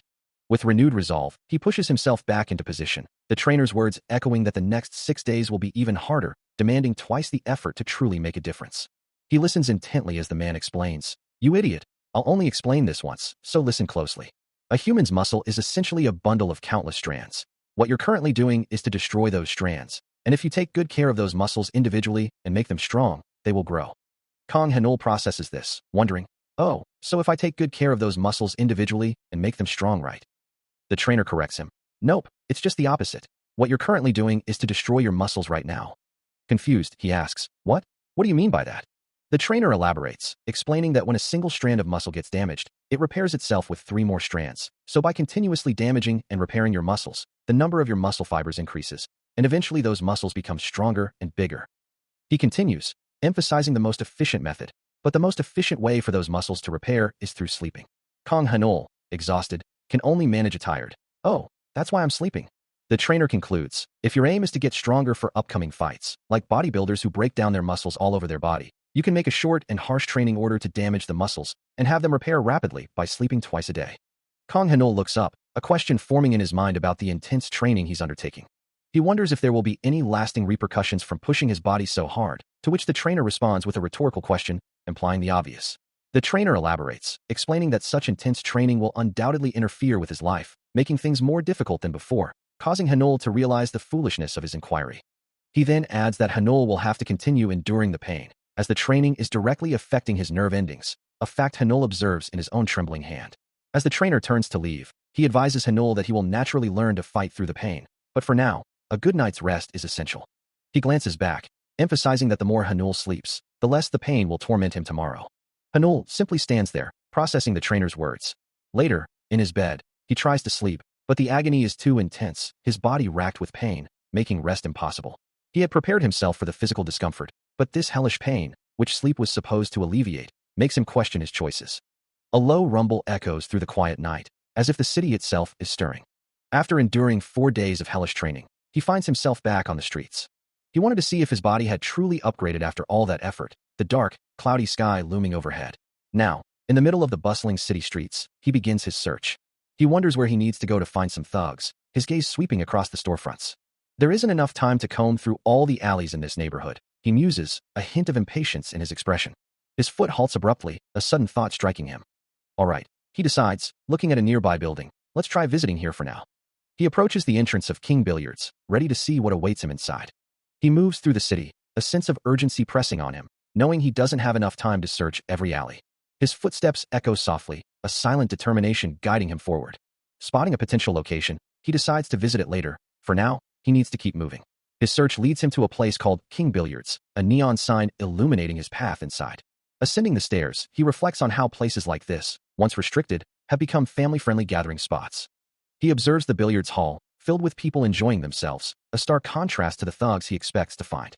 A wave of fear washes over him, leaving him feeling powerless and unable to act alone. He knows he can't take down Daecheol by himself, let alone Han Cheol, if he's truly here. His gaze sweeps across the room, realizing he needs to find someone with a big body frame to help him. Kang Hanul observes a man playing billiards, noting his strong appearance, yet a lack of overt musculature. He continues to assess the man, comparing his build to someone named Oh Han Cheol, finding him tall and big, but not muscular in the same way. A metallic clang echoes as Hanul reflects on the difficulty of finding someone like Oh Han Cheol. He pauses, a question forming in his mind. Meanwhile, the large man from the billiards table is now in the bathroom, where a deodorant dispenser is visible. Hanul overhears a conversation, one man asking who the top gangsters in the region are, while another dismisses him, telling him to stop playing with towels in the bathroom. A high schooler with glasses is confronted for almost touching a billiard ball, then ordered to hurry and give towels to an older brother. The high schooler, looking distressed, presents the towel. Suddenly, a brutal kick lands with a sharp crack, as the high schooler is assaulted by 2 men, one of them yelling at him for his incompetence, while Hanul watches the scene unfold. Tae-shik, his head bowed low, offered a hurried apology for his tardiness, explaining that he was merely fulfilling a request for a towel. As he bent to retrieve the item from the floor, the imposing figure before him remained silent, watching his every move. Then, a furious roar erupted, the aggressor demanding to know if he had truly been ordered to pick up a towel from the ground. Tae-shik recoiled in terror, the man's voice laced with contempt, questioning his audacity to ignore him simply because of his perceived lower status. Already bruised and bandaged, Tae-shik pleaded desperately, promising to return with a new towel if only he would be spared further punishment.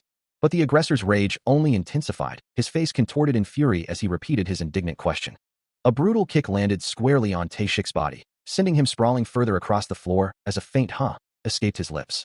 Suddenly, the aggressor's expression shifted from anger to stark terror, his eyes widening as he looked up at something unseen. Standing tall and imposing, his eyes glowing with an inner light, Kang Hanul cast a silent, piercing gaze down upon the scene. He watches the scene unfold, a familiar face catching his eye, wondering if that person could truly be Tae-shik. Meanwhile, the brutal assault continues as Tae-shik lies helpless on the ground, surrounded by his tormentors. The leader, Kang Dae-gun, looms over him, his words dripping with contempt as he questions if Tae-shik is truly a bad person.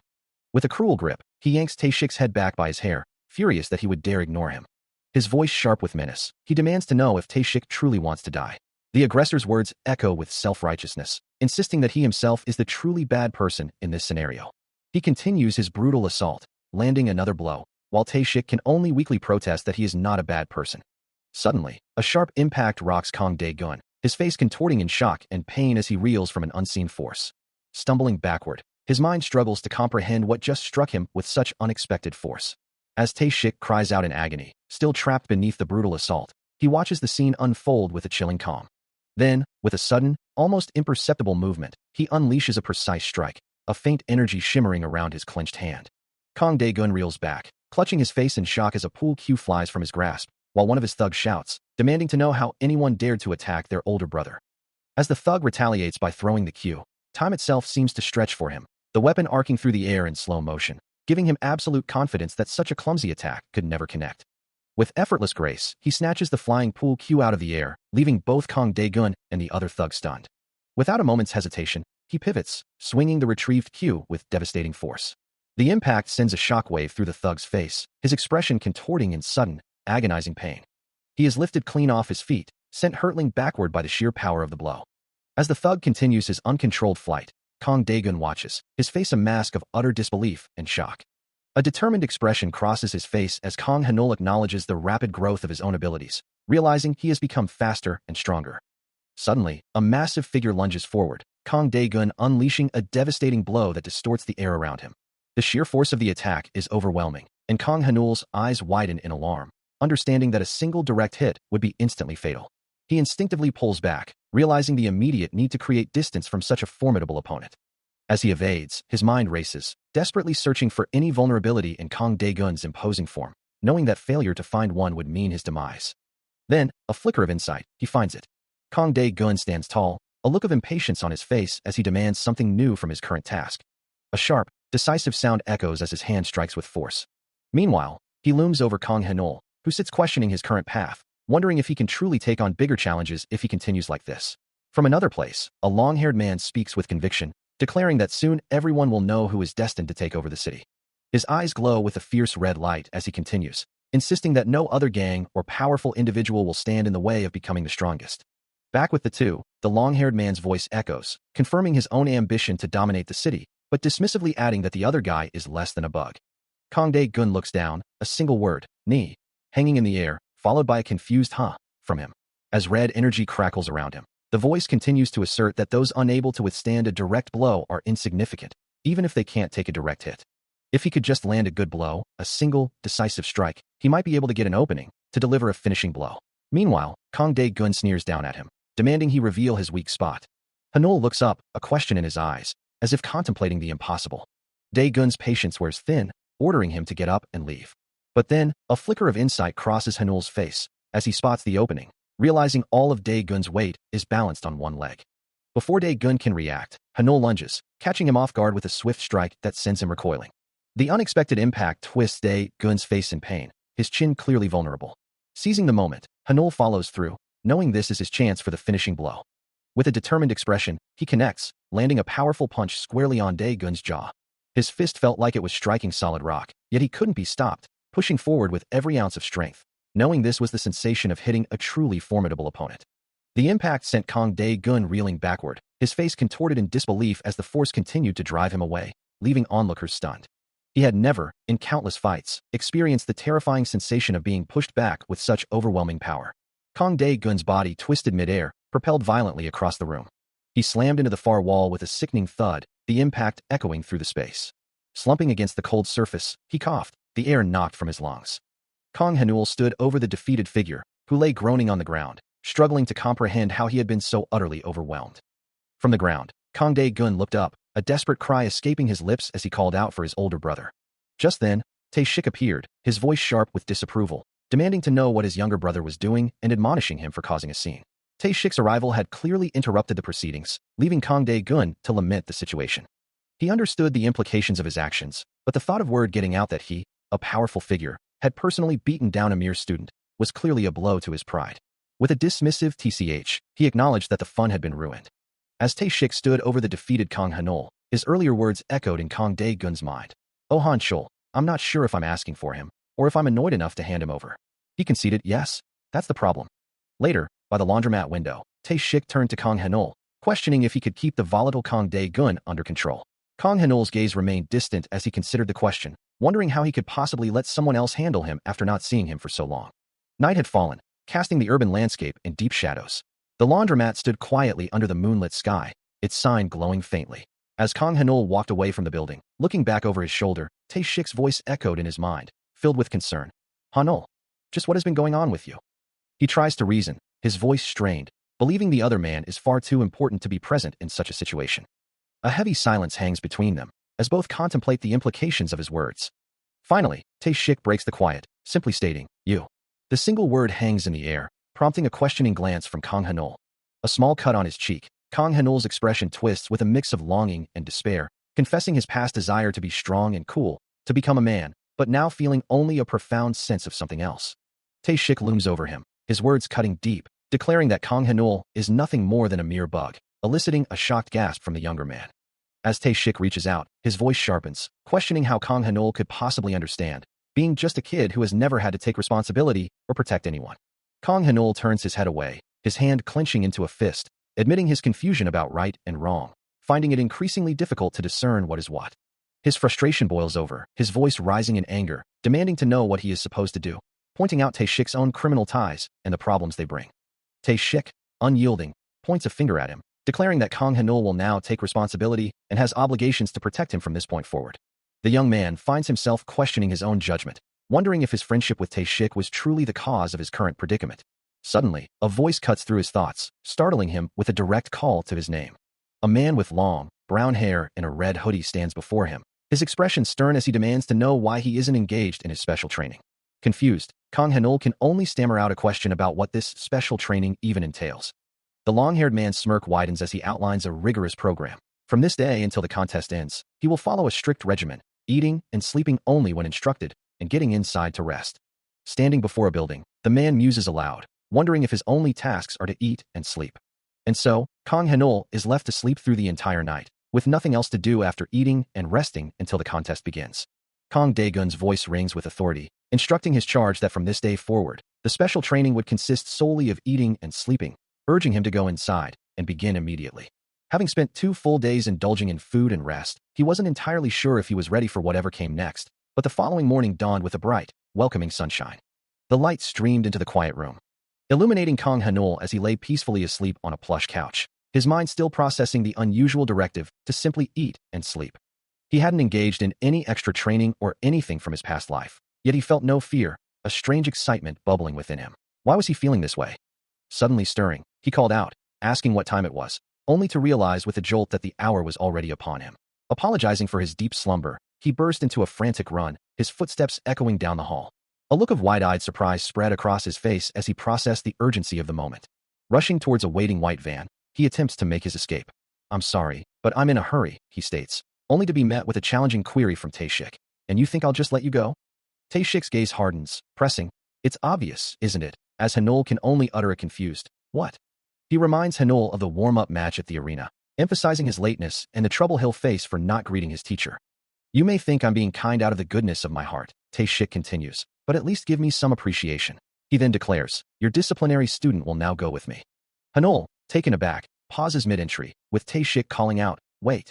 Tae-shik's expression is stern, questioning. Who are you going to tell me to do well and expect me to still think of me as your disciple? Now inside the van, Tae-shik insists, you need to give up a ride, Hanul, and me, prompting a frustrated kook from the young man.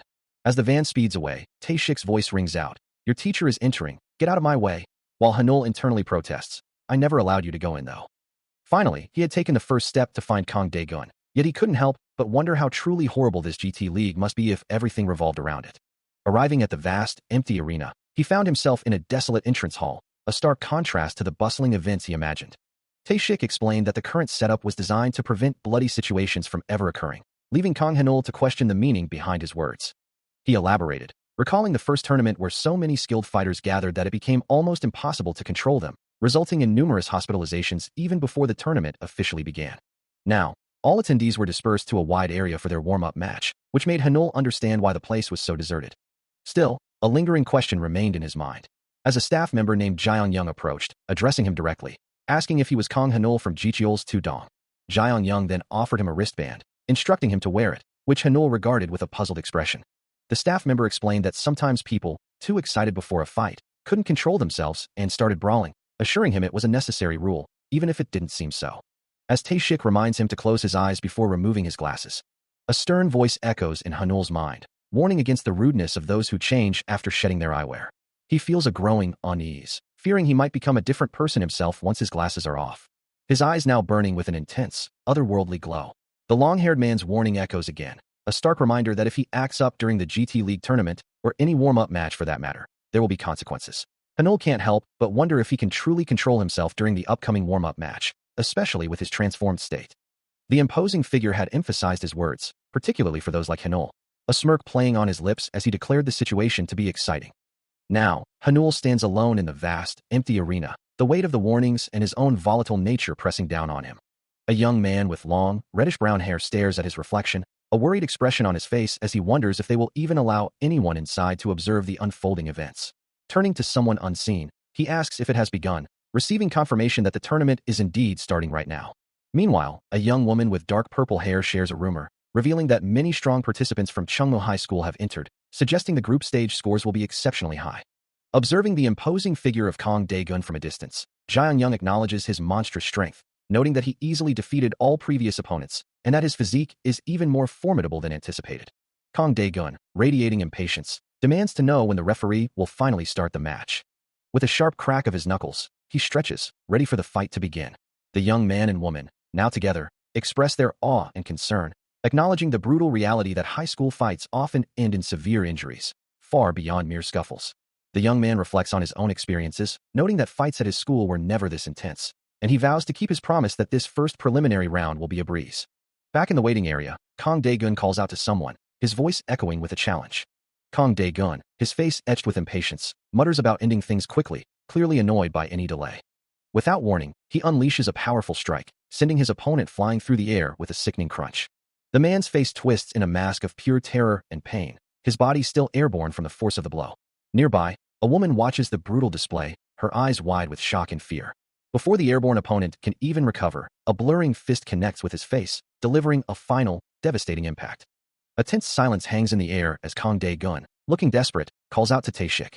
His face contorts in a grimace, as an unseen voice urges him to simply finish the fight, impatient with the delay. But before he can react, Tae-shik moves with blinding speed, slamming Kang Dae-gun violently against the wall. Kang Dae-gun's eyes widen in pure terror, the impact leaving him stunned and vulnerable. Nearby, a female student watches the brutal display, her face frozen in shock as dust particles dance around her. Tae-shik follows up instantly, delivering a devastating punch that connects with a sickening thud. The female student, joined by a male classmate, can only wonder if Kang Dae-gun stands any chance, but the male student dismisses the thought, certain the fight will end in a single hit. As if to confirm his words, Tae-shik's foot lashes out, delivering another swift, brutal blow. He continues his relentless assault, a voice observing that the victim will surely retaliate. But before any counter can be mounted, a deafening crash echoes through the hall. As Tae-shik slams his opponent against the wall once more, the impact reverberating. Another heavy blow lands, leaving Kang Dae-gun utterly incapacitated. With his opponent defeated, Tae-shik turns his back, walking away from the crumpled form. From a distance, two students watch the scene unfold, one wondering if the fight is truly over, while the other muses that it might be. But the fight is far from over, as Tae-shik suddenly grabs Kang Dae-gun by his hair, pulling him across the floor with a sickening scrape. The observers realize the true extent of the situation, one lamenting the failure of a plan, while Kang Dae-gun himself, despite his injuries, defiantly warns his tormentor. The relentless assault continued, a blurring strike landing with brutal force. Kang Dae-gun was thrown through the air, his body twisting from the sheer power of Tae-shik's blows. Another impact followed swiftly, each strike echoing the ferocity of the attack. From a distance, two students watched, one wondering aloud how he had managed to dodge the ankle twist, while the other observed that his instincts had made him turn his body in the direction it was getting twisted. Tae-shik's expression hardened, knowing he would need to take care of him here and now. Another heavy blow landed, the force of it undeniable. Finally, with a pained grunt, Kang Dae-gun collapsed to the floor. He lay defeated, looking up at his tormentor. Even from the ground, a defiant voice rasped, "Ew. You're not going to get away with this. I'll make sure you regret this." Now that his efforts have begun, he cannot afford to get any closer to his true identity being revealed, and even if he manages to escape this situation, he knows he will eventually be caught. So, with only one option left, he turns to his master, Tae-shik, for guidance, acknowledging that he will help him, as it is not an everyday occurrence. Meanwhile, Kang Dae-gun, observing the situation with a young woman, believes his opponent, that dummy, has finally figured out a way to win. Back in the fight, Kang Dae-gun questions if his opponent truly believes this will work, as the disguised protagonist launches himself into a mid-air spinning kick. The kick connects with brutal force, sending Kang Dae-gun recoiling from the impact. He is sent sprawling, his body twisting as he falls to the ground. A crimson aura of impact flares, emphasizing the sheer power behind the blow. Lying defeated on the floor, Kang Dae-gun still manages to glare up, defiantly reminding his opponent that he feels no pain. Unfazed by the defiance, the protagonist delivers a final, glowing, devastating blow. A sharp cry escapes Kang Dae-gun as the impact of the previous blow rattles him to his core, leaving him disoriented and on the verge of collapse. He is sent flying backward, his body skidding across the polished floor. The momentum carries him further, leaving him sprawled and vulnerable. From a distance, a female student watches, her mind racing with confusion. She recalls the previous fight, certain it had ended, yet the brutal assault continues. Kang Hanul stands over his fallen opponent, his gaze unwavering as he prepares for another strike.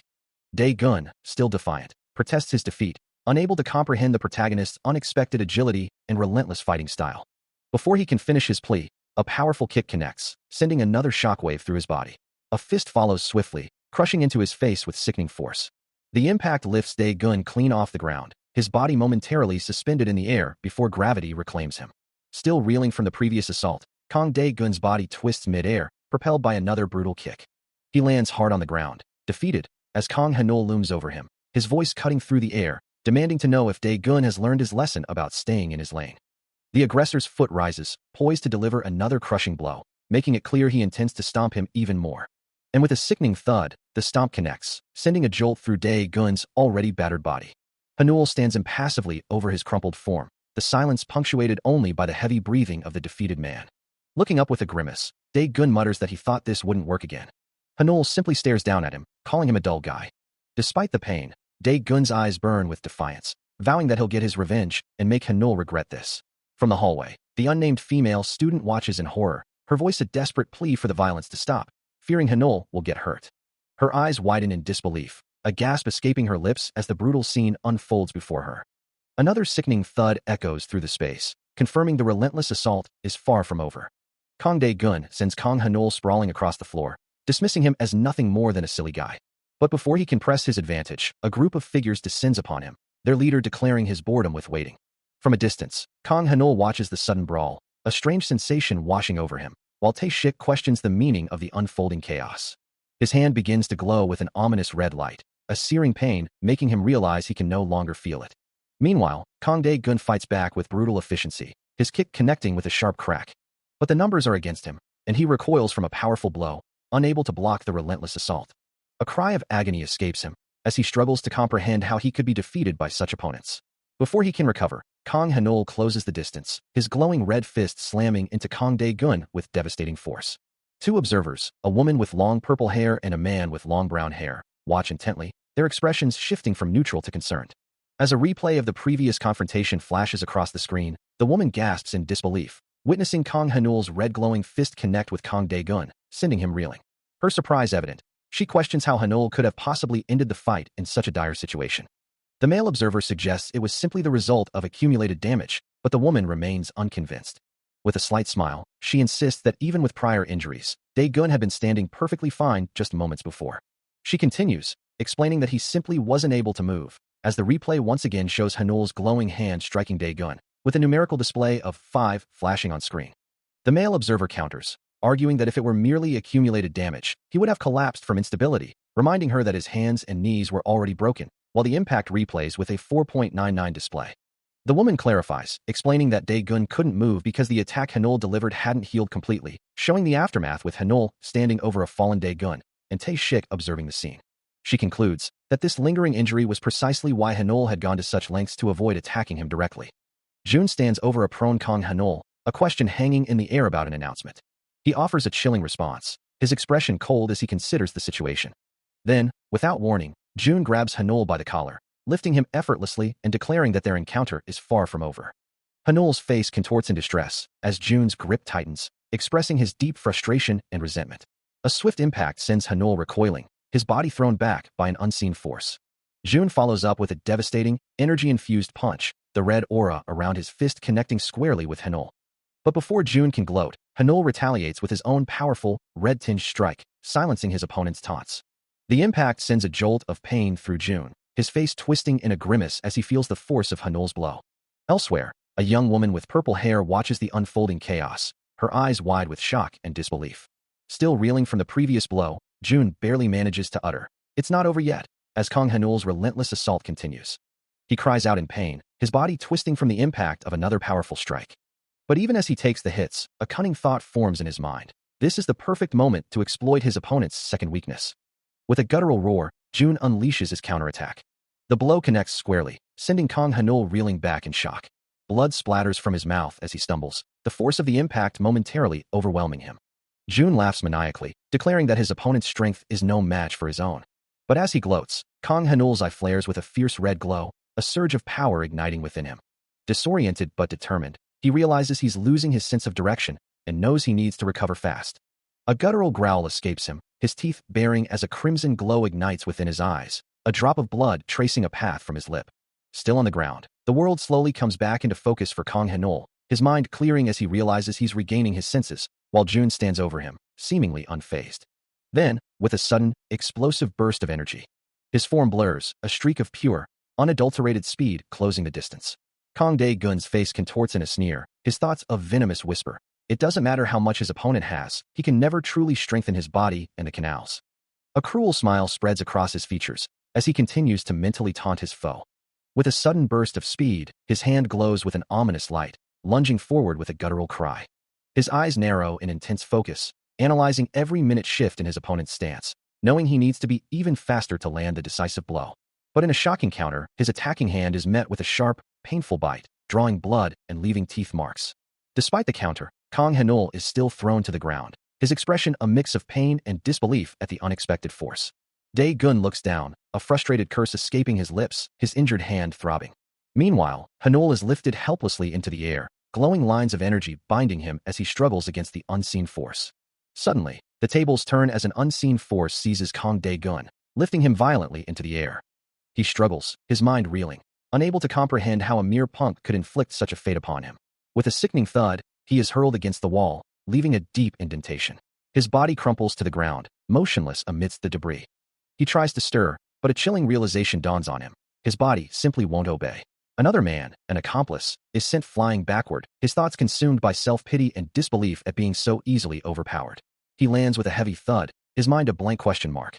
Standing over the fallen accomplice, Kang Hanul's voice cuts through the silence, demanding to know who dared to speak such words.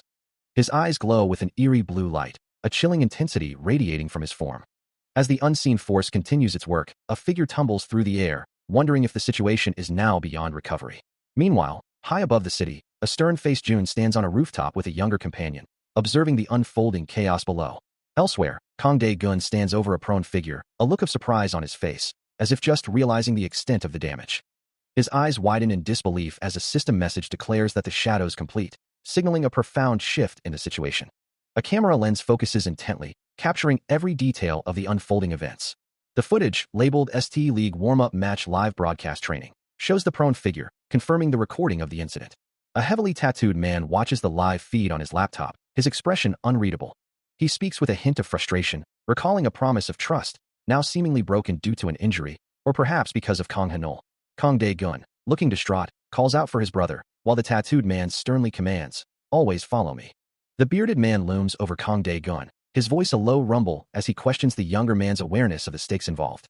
Kang Dae-gun, desperate, pleads for one more chance, but the man's thoughts are elsewhere, recalling the high ranker's judgment and the unbeatable champion. He can almost hear their derisive laughter, a sound that fuels his frustration as Kang Dae-gun continues to beg for mercy. With a stern, unyielding expression, the bearded man issues a final, absolute command. Lying on the ground, battered and desperate, Kang Dae-gun's mind races, vowing to overcome any high ranker, refusing to lose. A heavy impact echoes through the room. The scene shifts abruptly to a serene blue sky, the clouds drifting lazily by. Below, the city hums with activity, a bus rumbling along its route. Inside, Kang Hanul gazes out the window, lost in thought as the world passes by. He sighs, explaining that he's sorry but he has to go alone, as his master keeps insisting. The purple-haired student responds, saying she can't just leave him, as it might cause all sorts of havoc. Elsewhere, a sharp pain racks Kang Dae-gun's body, a guttural cry escaping him. Back on the bus, another female student advises him that he'll be in big trouble if he doesn't get a new uniform by tomorrow, reminding him that Han Chul won't let it slide.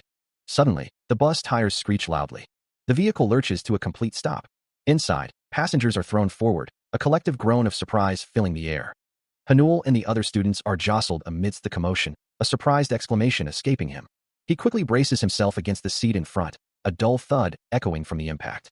As the bus jolts to an abrupt halt, the unnamed female student is thrown violently forward, her face narrowly missing Kang Hanul's.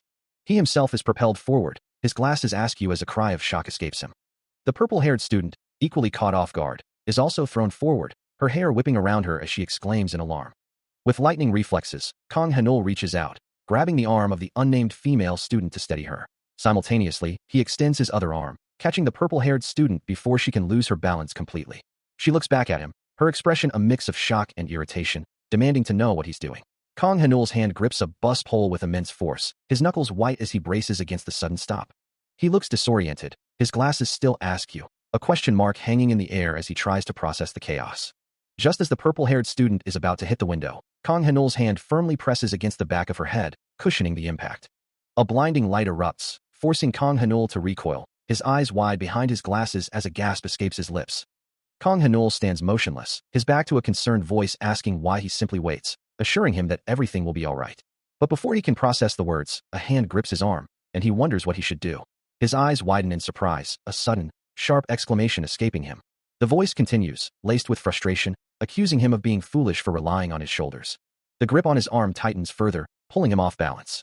His face contorts in utter shock, his mouth agape as he struggles to comprehend the sudden force. With a soft thud, he is pulled down, his vision momentarily obscured by a cascade of purple hair. The momentum continues, his body still descending as the purple-haired girl pulls him closer. He struggles, his face contorted in distress, as he tries to pull away from the insistent grip, murmuring apologies about the overwhelming crowd. From behind him, the purple-haired girl firmly tells him to let go, but her hand tightens on his, insisting he stay exactly where he is. He looks up, still trying to reassure her that she doesn't need to worry about him, but she simply responds with a firm but. As the day draws to a close, a blue bus drives down a city street, the setting sun casting long shadows. Night falls, illuminating the sign of a building known as Kanghan Night, a new scene unfolding in the darkness. Inside, a man in a suit stands over another figure, who is collapsed on the floor, the tension palpable in the quiet room. A hand presses a button on a phone, while Kang Dae-gun's face twists in anger, wondering if someone is making a mockery of him. Tae-shik stands, calmly reminding Kang Dae-gun about Kang Hanul from the second year, Class 3, the one even he, the great Kang Dae-gun, couldn't touch. He continues, emphasizing that Kang Dae-gun cannot touch him, no matter what he does, as Kang Dae-gun clenches his bandaged fists, his face still etched with frustration, declaring that the power of the Kang family is not something to be ignored, and scoffing at the idea of an apology for being born. Two men bow deeply as June, their boss, walks past them, a subordinate calling out to him. He dismisses them with a wave, telling them he's busy and that they know what needs to be done. As June disappears into another room, a thought echoes, suggesting that someone has grown too complacent after betraying the Hwangjiang faction. Kang Dae-gun, his face now marked with a fresh scar, explodes in a fit of rage, cursing the ungrateful bastards who dare to challenge him. June, however, remains unperturbed, calmly stating that he only came to make arrangements for his new office. His demeanor shifts, his voice hardening as he warns Kang Dae-gun not to forget his place, questioning if he truly believes he can trespass on the territory of the mighty Kang Han faction. A menacing smile spreads across his face as he challenges, asking if there's anyone who doesn't know of their power. Jun admits he enjoyed their little game, but with the Huangjiang faction now posing a threat to the Dalim, things are getting interesting. As he turns to leave, Jun promises to repay Kang Dae-gun in due time, assuring him that by then, he will have forgotten his betrayal and will beg to be taken back. Still kneeling before him, Kang Dae-gun listens as Jun's voice cuts through the tense silence, reminding him that his betrayal of the Huangjiang faction has left the Dalim vulnerable and that he has grown lax. Before he can even process the insult, a sudden, brutal impact sends him reeling. The force lifts him off his feet, a crimson aura of pain erupting around him as he crashes to the ground. Now with a fresh bandage covering his left eye, Kang Dae-gun struggles to lift his head, his face contorted in a mix of pain and disbelief. Jun stands over him once more, his associate observing from a distance, as he coldly states that Kang Dae-gun's territory is now his, and that he will take care of the Huangjiang faction himself. The humiliation burns in Kang Dae-gun's eyes as he clenches his jaw, muttering that he hadn't even gone to school, only to be stopped by Jun's men, yet Jun claims he was doing nothing. Jun turns to leave, dismissing his protests, and tells him to consider this a lesson, a taste of what happens when he challenges the Kang Han faction. Pausing at the door, Jun glances back at the still prone figure, promising that he will find out everything about him and give him more time to reflect on his actions. With that final threat, Jun walks away, his associate following close behind, leaving Kang Dae-gun to his rage and the bitter taste of defeat. From the shadows of a neon-lit building, a voice echoes with a chilling resolve, promising to bring someone over by tomorrow, no matter the cost. The morning sky breaks clear and bright, a stark contrast to the lingering tension. As a young woman stands on a bridge, gazing out at the city below, a subtle unease settles over her, a feeling that something is amiss. Continuing her walk, she tries to dismiss the sensation, convincing herself it must be a misunderstanding. The day progresses under a clear sky, the city's structures standing tall. Later, in a quiet room, the young woman offers words of encouragement to a despondent Kang Hanul, assuring him he'll do well in the future and to call if he needs anything. She acknowledges his tendency to push himself, noting his unique drive compared to others, while he questions his own capacity to succeed with his current burdens. With a reassuring expression, she relays her uncle's advice, promising that a few nights of good rest will set him right. As she prepares to leave, she reiterates her offer of support, and he, still somewhat subdued, accepts her kindness. A young woman with dark, straight hair stands firm, her voice resolute as she warns, "I'm saying this again, don't you think about leaving that shoulder, no matter what." Suddenly, her eyes widen in shock, hands instinctively reaching out as if to ward off an unseen threat. The scene shifts to a sinister smile, as Jun holds the young woman captive, her arm now bandaged, his voice dripping with triumph. "I finally got you." Elsewhere, a raw scream of anguished tears from Kang Hanul's throat, his face contorted in pure agony. A female student reassures Kang Hanul, telling him that her uncle would ensure he was fine after a few nights of good rest, urging him not to worry. She continues, explaining that according to her uncle, he should be completely recovered. Kang Hanul, still looking uncertain, agrees to her suggestion. A chilling shadow falls over her face as she reveals her true intentions, admitting she's been waiting for this moment, for him to be alone and vulnerable. Her eyes glow with an ominous red light as she extends a hand, unleashing an unseen force. In an instant, Kang Hanul finds himself seized by Kang Dae-gun, his body held firmly in the grip of the larger man. His eyes widen in terror as he struggles, a desperate cry for Haru escaping his lips. Kang Dae-gun tightens his hold, mocking him for his weakness and declaring that he is finally theirs. As Kang Hanul struggles against his captors, Kang Dae-gun and Jun watch, their expressions unreadable. Suddenly, a surge of unseen red energy erupts, violently throwing him backward, causing the surrounding figures, including Kang Dae-gun and Jun, to recoil from the shockwave. The unnamed female student, who had previously subdued him, stares in wide-eyed terror, uttering a stunned, "What is this?" As Kang Dae-gun attempts to hold him down once more, a powerful surge of energy emanates from the struggling young man.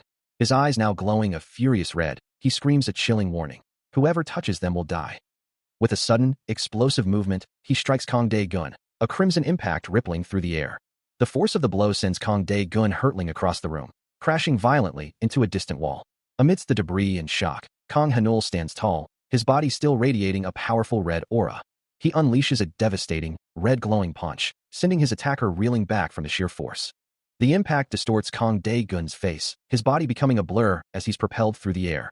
He crashes violently into a concrete wall, which shatters under the immense pressure. Slumped against the debris, Kang Dae-gun is clearly defeated, as a voice from the remaining thugs cries out in disbelief, "Kawak." Hanul stands tall, his body still radiating a fierce red aura, his glowing eyes fixed on the terrified figures before him. Who the hell do you think you are, he demands. Without hesitation, he delivers a powerful kick, sending another thug flying with a sickening crunch. Another strike follows, and a third thug collapses under his relentless assault, leaving only silence. Later, the red glow around Hanul fades, leaving him slumped against a wall, exhausted but victorious. Outside, June stands with the bearded man, surveying the scene, and orders, "Take them both away." A subordinate quickly responds, "Okay." High above the bustling city, the towering headquarters of the Kanghan Group stood as a monument to its power. Inside, June sat at his expansive desk, a picture of calm authority. Meanwhile, a subordinate's fingers danced across a calculator, tallying figures.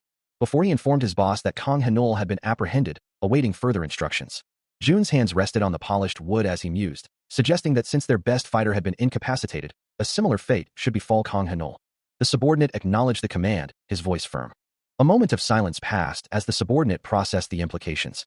Before voicing his confusion, wondering aloud who this Kang Hanul was, as the name was unfamiliar to him. As June considers his next move, his subordinate vents his frustration, questioning why he must always handle the dirty work and if his efforts are being taken for granted. He continues, his voice laced with concern, pondering the severe consequences should the incapacitated fighter fail to recover from his injuries.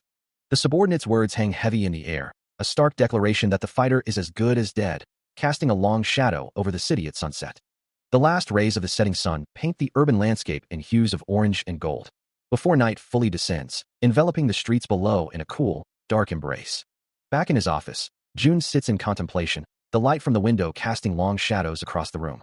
He speaks aloud, his voice sharp with disdain, addressing the unseen incapacitated fighter, questioning their worth if they can no longer perform their duty. Elsewhere, the subordinate's anger boils over, blaming the captive for the organization's staggering 10 billion won loss and his own damaged reputation. Despite his boss's orders to leave the captive alone, he declares his intent to personally ensure punishment, unable to overlook the transgression. The unnamed bearded man stares down at the figure crumpled on the floor, a question hanging in the air. He gestures dismissively to his subordinates, his voice laced with contempt, declaring that they won't let Kang Hanul go, not after the trouble he's caused.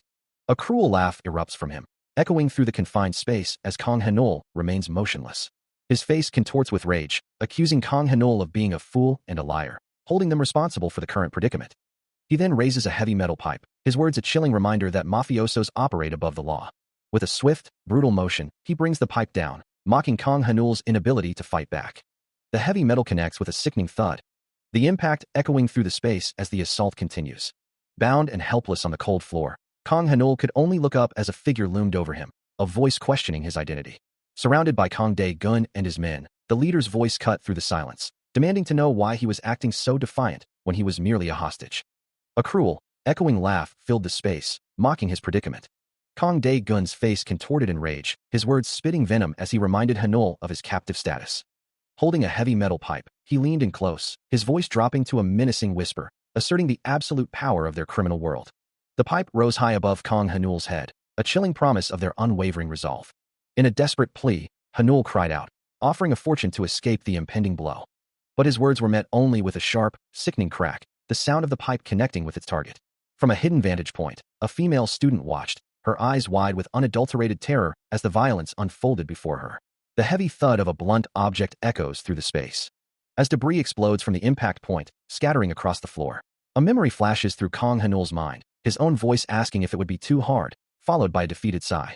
In the present, Kang Dae-gun confronts the female student, his tone dismissive as he questions if she truly considers 30 billion won a small sum, boasting they could offer far more. Her eyes, wide with a mixture of fear and defiance, reflect the harsh, artificial light. Both Kang Dae-gun and June stare, taken aback by her unexpected proposition. Kang Dae-gun's expression hardens as he dismisses her offer, asking if she truly thinks he would fall for such a trick, reminding her they already have their chosen representative athlete. June interjects, clarifying that the rules require a student who hasn't been active for too long, and with the deposit already paid, changing the official arrangements is impossible, especially for someone of her perceived insignificance. Kang Dae-gun's gaze intensifies, a cold warning in his voice as he tells her this might be her last chance for survival. The unnamed female student steps forward, offering to register as the representative athlete, but Kang Dae-gun dismisses her, questioning her ability to solve the foolish fight with her weak body and stating that the rules require a student who hasn't been active for too long. Suddenly, a phone begins to ring, and Kang Dae-gun's expression shifts to one of surprise and confusion, a question mark hanging in the air around him. The screen illuminates, revealing an incoming call from Big Boss, the name itself carrying significant weight. Both Kang Dae-gun and June react with immediate shock and concern, realizing the gravity of the situation. Kang Dae-gun's face contorts in a mix of rage and frustration, his fists clenching as he curses the circumstances, fuming over the broken kid who is supposed to be his brother. Observing his outburst, the unnamed female student declares with determination that Kang Hanul can still recover, insisting there is a way out of his predicament. Turning back to her, Kang Dae-gun's voice is cold as he tells her there is no need for her to lay out the rules or represent them, his patience clearly at an end. Without another word, a heavy metal pipe is raised, poised to strike. It descends with brutal force, striking Kang Hanul's prone form. A pained groan escapes him. As the scene shifts to a towering, modern facility, its windows glowing faintly in the night. Elsewhere, a frustrated voice curses the dark, cloudy sky. The imposing structure stands as a beacon of advanced technology. Inside, June, accompanied by the unnamed bearded man, observes Kang Hanul, who stands shirtless, asking him how he feels. Hanul looks down at his hands, admitting to a lingering weakness. June reassures him, explaining that based on the data, he won't require oxygen capsules or stem cell treatment to reach level 1 champion status.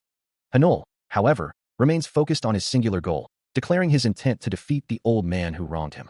June then outlines his own ambitious plans, stating his intention to awaken Hanul's abilities and materialize their properties, acknowledging the inherent difficulty and danger of the undertaking. Kang Hanul pulls back a sheet, his expression grim as he considers the man's words. Whatever, just know that I have no good plans to use any abilities on my body.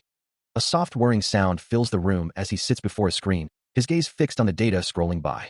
Suddenly, a phone call interrupts his focus, and he answers with a terse, "Hey, what's going on?"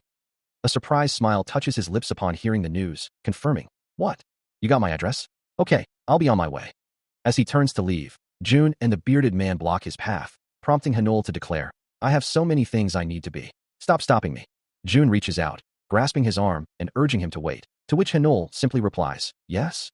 June's expression is stern as he reminds Hanul, "You know that's a very bad treatment, right?" Hanul, looking back, simply concedes, "Ah, yes." With a decisive gesture, June raises his hand, a silent command in his posture.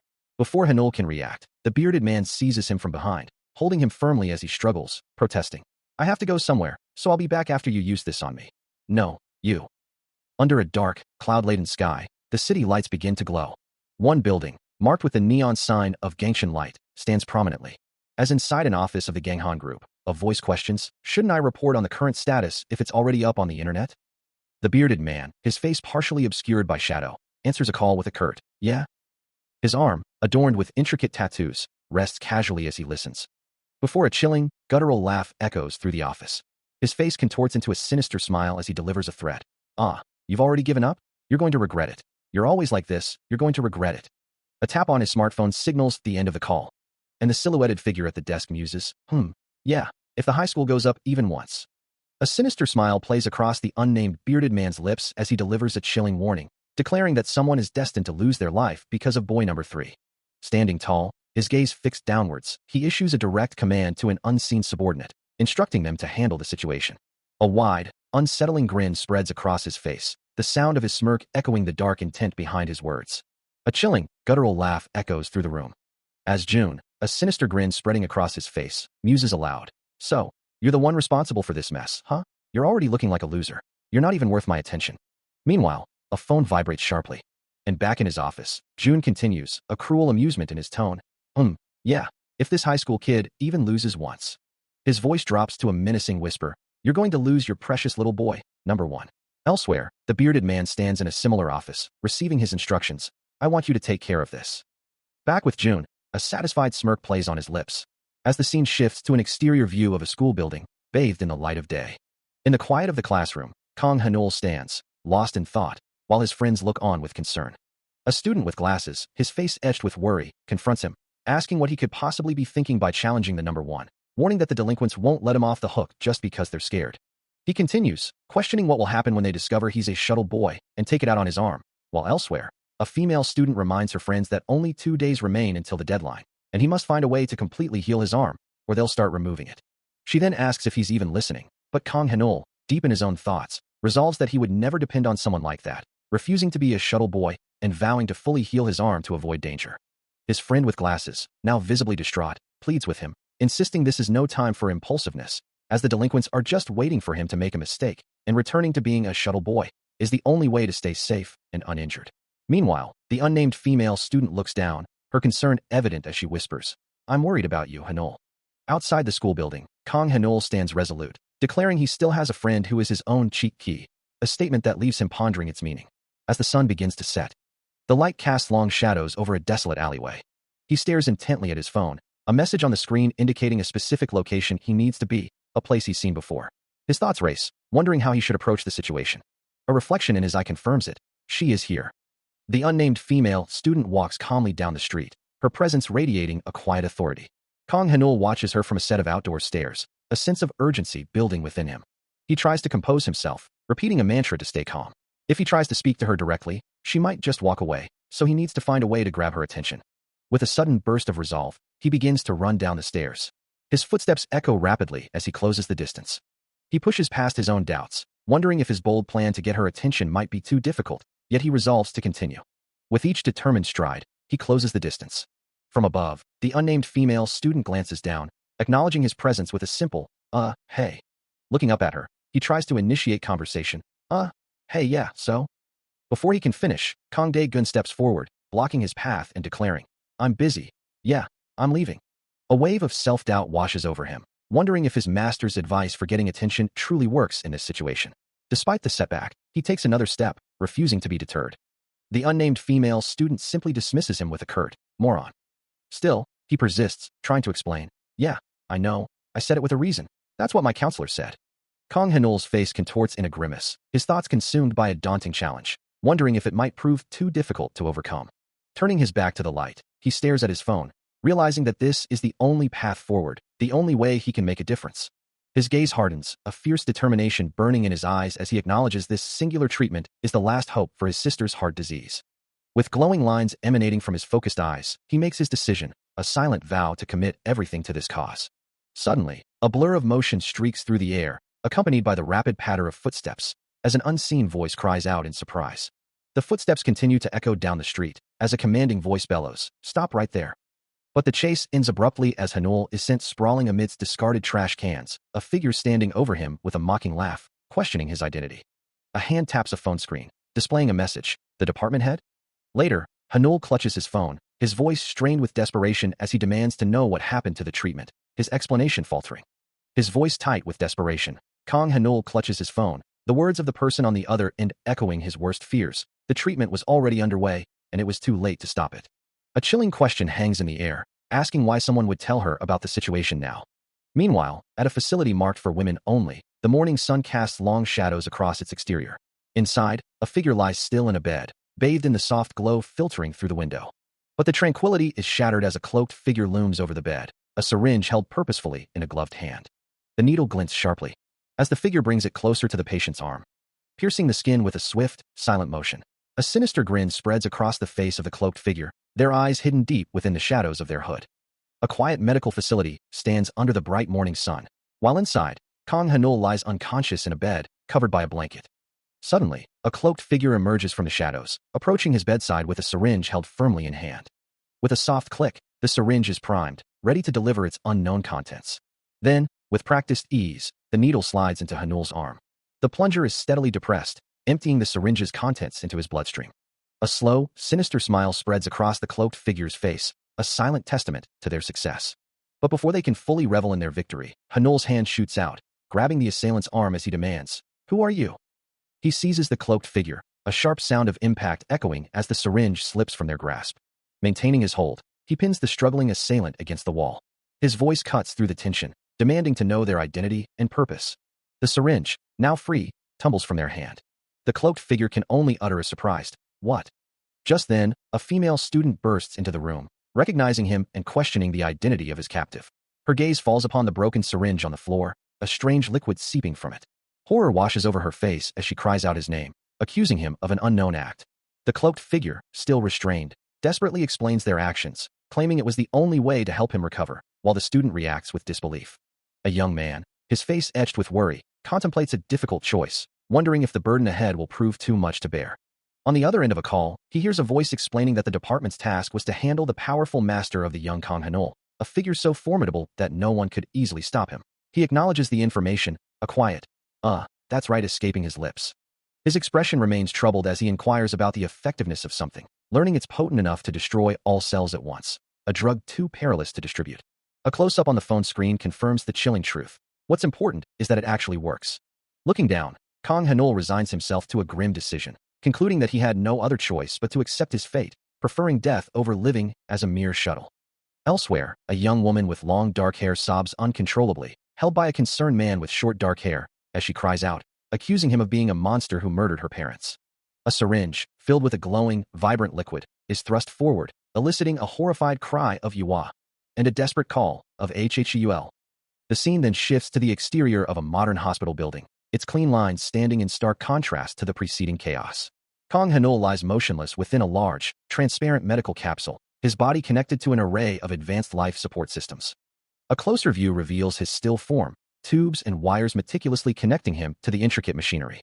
Beside the capsule, a man in glasses, his expression etched with concern, asks what he was doing at the hospital and if he was injured, while the other man, also in a suit, responds that he has no idea, only recalling waking up there. The man in glasses then urges the young master to recover, emphasizing that his body's recovery is essential for their agency, prompting the other man to question if they are part of US. He explains that if anything were to happen to Kang Hanul, an investigation would be launched, halting their research and development institute, and they couldn't rule out sabotage from someone not aligned with their group. With a sigh, he simply states that for old time's sake, Kang Hanul should regain consciousness. The other man wonders if the oxygen capsule will be of any help. The man in glasses reveals that oxygen capsules have been used for research ever since the athlete Lee Jinwoo used one to recover from injuries just before the World Cup, adding that the capsule likely boosts recovery at Kang Hanul's normal rate, offering about a 20% efficiency increase. Despite this, he admits it still doesn't guarantee anything, stating they've done everything they can and can only hope and pray for him to regain consciousness. Kang Hanul remains suspended in the medical capsule, his body still, as the system processed decades of accumulated blood, or perhaps a definitive answer would arrive by morning. Outside, the night sky hung heavy over the sprawling city and the hospital where he lay. Suddenly, a low, resonant hum filled the chamber as Kang Hanul's eyes fluttered open, his consciousness slowly returning. A nurse, observing his vitals, adjusted the intricate controls of the capsule, her movements precise and practiced. The nameplate on the door confirmed his identity, marking him as a patient within the facility. With a gentle touch, the nurse continued to fine-tune the equipment, ensuring optimal conditions for his recovery. She then turned her gaze towards Kang Hanul, a calm expression on her face as she assessed his state. But as she looked closer, her eyes widened in sudden alarm, a gasp escaping her lips. A nurse, her face etched with alarm, urgently calls out to a doctor, announcing that they have a serious problem. The patient is gone, his oxygen capsule now standing empty and open. Meanwhile, somewhere in the bustling city, a tense scene unfolds in a vibrant street market. Two men in dark suits loom over an elderly vendor, who has fallen to the ground, as one of them aggressively demands payment, asserting their control over the territory. The old man, clearly intimidated, questions if they are truly threatening him. From a short distance, a man with long, dark hair watches the confrontation, his stern expression unwavering as he states that the situation wouldn't be so difficult if the vendor would simply comply. The old man, tears welling in his eyes, pleads with his aggressor, begging for patience and promising to repay them, desperate to avoid any further heartless acts. But the thug only tightens his grip on the vendor's collar, lifting him off the ground and threatening to sell him back to his family if he doesn't pay. Witnessing the brutal scene, Kang Hanul's eyes widen in surprise, quickly shifting to a look of intense anger as he mutters, "What the hell?" Kang Hanul stands resolute in a narrow, grimy alleyway, his back to the viewer, facing down Kang Dae-gun and his intimidating group of thugs. The air crackles with unspoken tension as the confrontation begins. A chilling discovery is made in a sterile hospital room, as a voice declares that the patient is gone. Meanwhile, under a clear blue sky, the city hums with its usual, indifferent rhythm. However, in a secluded alleyway, a group of figures looms over a prone form, casting long, ominous shadows. A short distance away, a thug demands payment from an old man behind a street stall, insisting he pay his taxes for running a business under their permission. The leader of the group, Kang Dae-gun, steps forward with a cold expression, explaining that this wouldn't be happening if the old man simply paid on time, making it easier for everyone. But the old vendor, his face etched with despair, protests, questioning how he could possibly pay 50,000 won when he barely earns that much in a day, calling them heartless thugs. Unmoved by his plea, the thug holding him tightens his grip, snarling that if he doesn't have the money, he should just earn it, calling him stupid. With a rough shake, the old man stumbles, letting out a pained gasp as he struggles to maintain his footing. From a slight distance, Kang Hanul watches the scene unfold, his gaze fixed on the escalating harassment. As he watches the scene unfold, a menacing figure steps directly into his path, sneering, "Hey, what's this? A patient?" The thug's leader, Kang Dae-gun, continues to taunt him, his voice dripping with malice. "Hey kiddo, you're saying this old man's money is yours. You'll mind your business." But before the threat can fully land, a swift, powerful kick connects with Dae-gun's face, sending him reeling back in shock. A guttural scream tears from his throat as the impact radiates through him. One of the other thugs, enraged by his leader's sudden defeat, lunges forward, roaring, "You just dug your own grave." But the protagonist is faster, delivering another devastating kick that connects squarely with the thug's face, sending him flying through the air. The thug crashes violently into a nearby wall, leaving a deep indentation as debris explodes outwards. Standing amidst the chaos, he remains poised, his gaze unwavering as he faces the remaining members of the gang. His stance is firm. He delivers a powerful kick, sending the man reeling back. The force of the blow lifts Kang Dae-gun off his feet, and he crashes to the ground. A pained grimace twists his features, his body still vibrating from the sudden assault. Without a moment's hesitation, Kang Ha-neul pivots, delivering another swift kick to a nearby thug. The thug collapses instantly, hitting the ground with a heavy thud. Around him, several other figures fall in quick succession, their cries of pain barely audible as Kang Dae-gun, still on the ground, gasps, What happened?" Kang Ha-neul stands calmly amidst the chaos, the only one left standing among the defeated. From the ground, Kang Dae-gun's eyes widen in terror, a desperate plea escaping his lips. Please don't hurt me." But even in his fear, a flicker of defiance returns as he shouts to the remaining thugs, "Get up and kill that guy." He continues to hold his ground against the onslaught, the alley echoing with the shouts of his attackers as several of them lie defeated around him. As more figures lunge forward, he hesitates for a moment, a new strategy forming in his mind. Kang Dae-gun watches, a flicker of surprise crossing his face as the remaining thugs press their attack, their footsteps pounding against the pavement. But instead of fighting, he turns and flees, his own quick steps carrying him away from the pursuing mob. Panting, he glances back, a phone pressed to his ear, his escape a desperate dash through the urban maze. Back in the alley, Kang Dae-gun stares in disbelief, muttering to himself, wondering if his target has truly vanished. Still running, he speaks into the phone, urging the person on the other end to hurry, as the sound of pursuing footsteps echoes behind him. Moments later, the urban chaos is replaced by the serene expanse of an open field, where Kang Ha-neul now stands, unexpectedly confronted by Kang Dae-gun alone. With a sneer, Kang Dae-gun challenges him, his voice laced with accusation. "So, that turned you into a monster, huh?" Kang Dae-gun stares down at Kang Ha-neul, his voice laced with accusation, demanding to know what he has become, while the unnamed female student, her expression etched with concern, asks about his well-being.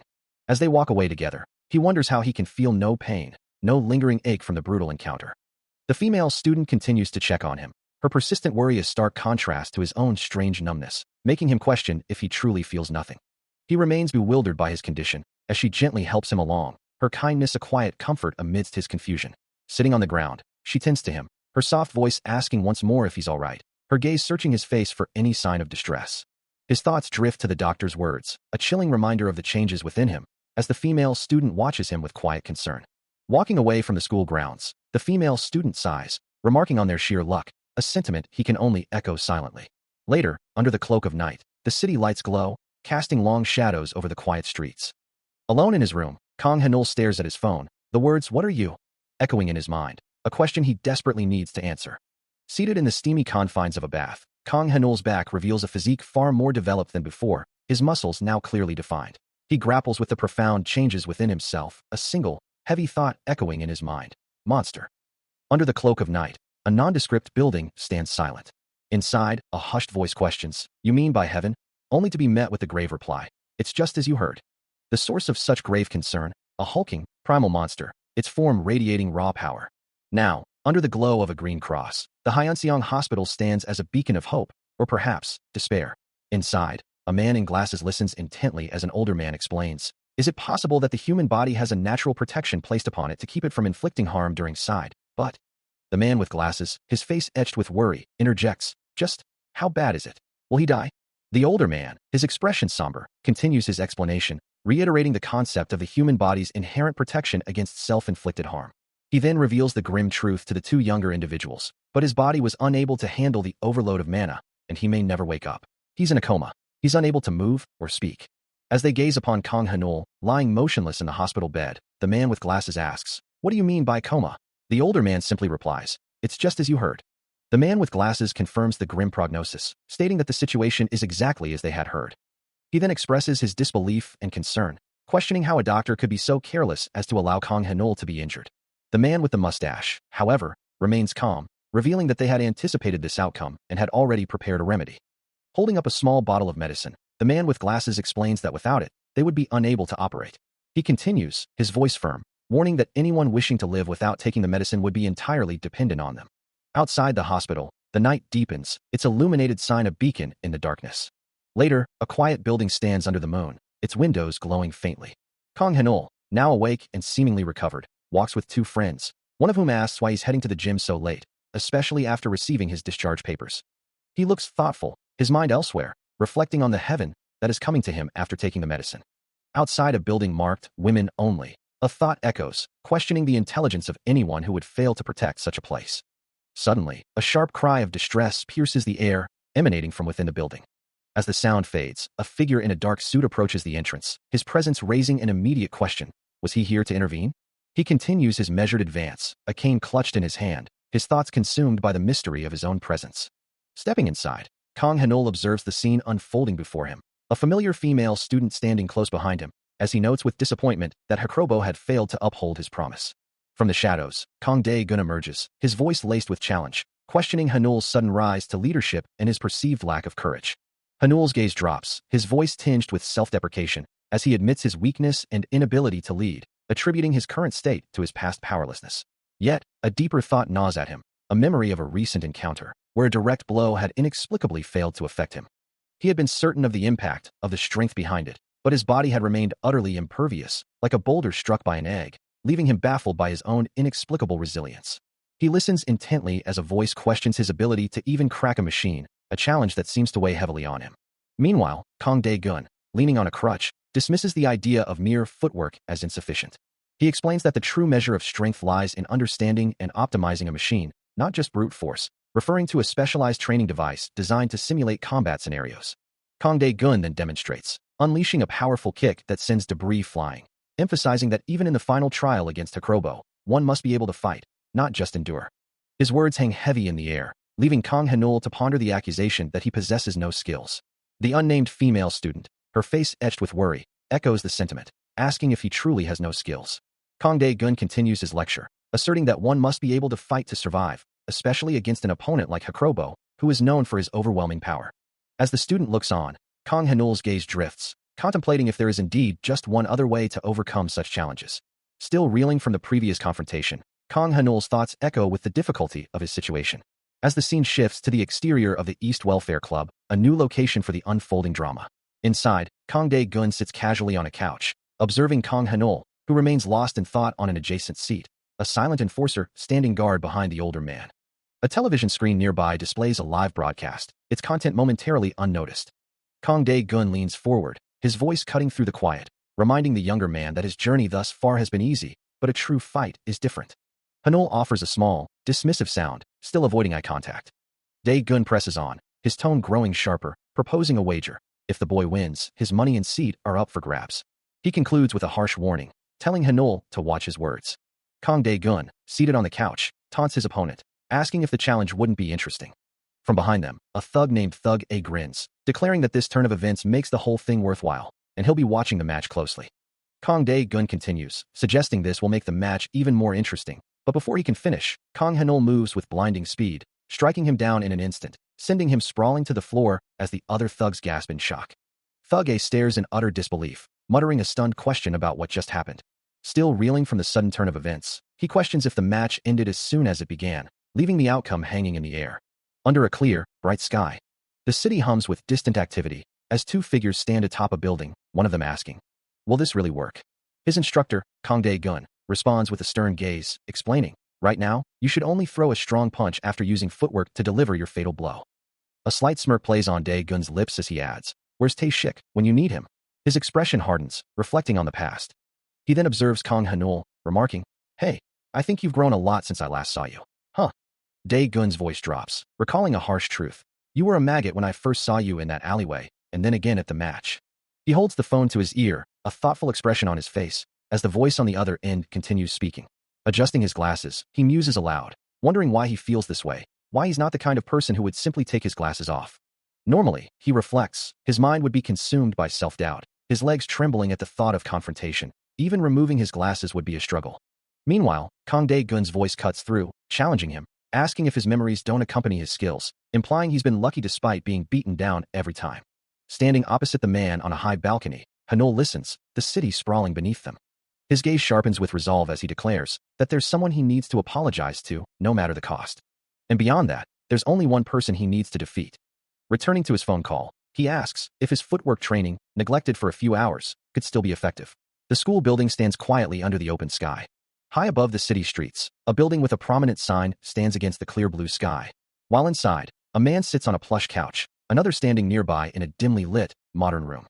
A large monitor on the wall displays cryptic text, hinting at the subject of their discussion. Kang Dae-gun, his expression sharp, remarks that someone has made significant progress, but still seems to be losing the fight. His subordinate, Thug A, acknowledges this with a grunt, adding that it won't be easy for them either. Dae-gun then proposes a challenge, wondering if it wouldn't be more entertaining to put their lives on the line for the sake of winning. Thug A reacts with alarm, warning him to watch his words. But Dae-gun simply finds the prospect of such a high-stakes match intriguing. He declares his intention to personally witness the unfolding spectacle. Kang Dae-gun stands over his subordinate, a smirk playing on his lips as he considers the unfolding events, while the other man expresses concern that the situation might be too difficult. Unseen by the two, a camera records the brutal spectacle as Kang Dae-gun delivers a devastating blow, sending Kang Hanul reeling back with a burst of crimson energy. The force of the impact contorts his face, his eyes squeezed shut against the pain. Moments later, Kang Dae-gun stands triumphant, looking down at the defeated Kang Hanul, who lies motionless on the ground. The brutal scene plays out on a smartphone screen, a silent testament to the fight's swift conclusion. A group of students watches, their faces etched with shock and disbelief, one of them gasping, "What?" Nearby, two other students sit on a bench, one asking, "Did he lose?" The wide shot of the arena confirms the outcome, with Kang Dae-gun standing victorious over the prone form of Kang Hanul, a single, resigned "ah" echoing through the space. The fight concludes, leaving an observer in disbelief, muttering that the match is over. Meanwhile, Kang Dae-gun stands over his fallen opponent, breathing heavily, the clear victor. The observer, still reeling from the spectacle, mutters about the fight's brutal end, fearing the worst. But the fight is far from over for Kang Hanul, whose eyes snap open in shock and terror. As Kang Dae-gun continues his merciless assault, delivering another devastating blow to the already downed student. A crimson flash erupts with the force of the strike, his body twisting unnaturally under the relentless barrage, sending him flying across the floor, a desperate gasp escaping his lips. His face, already battered, now streams with blood, a testament to the brutal beating. He is sent flying through the air with a sickening force, collapsing onto the ground as his tormentor looms over him, fist raised for another strike. Sliding weakly against the wall, the young man struggles to remain conscious, blood trickling from his mouth. He trembles, barely able to stand, his body utterly broken but still defiant. From a distance, a female student watches the brutal scene unfold through her phone, her face contorted in shock and disbelief, wondering what kind of madness she is witnessing. She gasps, realizing the fight is completely one-sided, his guard utterly shattered. Later, sitting on a bench with his companions, the thug admits he thought the aggressor was going to kill him. But the aggressor, his face still etched with a strange intensity, can't shake the feeling that something is fundamentally wrong, as if his victim isn't entirely human. Despite his confusion, the merciless assault continues, with kick after brutal kick landing on the helpless form below.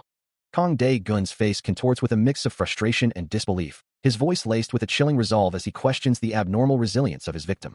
He looms over Kang Hanul's prone form, the brutal beating continuing in the desolate, window-lined space. A cruel, knowing smile spreads across his face, a new, darker intent hardening his features. Suddenly, the rhythmic thud of rapidly approaching footsteps echoes through the air, a blur of motion closing the distance. Before Kang Dae-gun can react, a figure in a white jacket launches into a powerful flying kick, striking him with explosive force.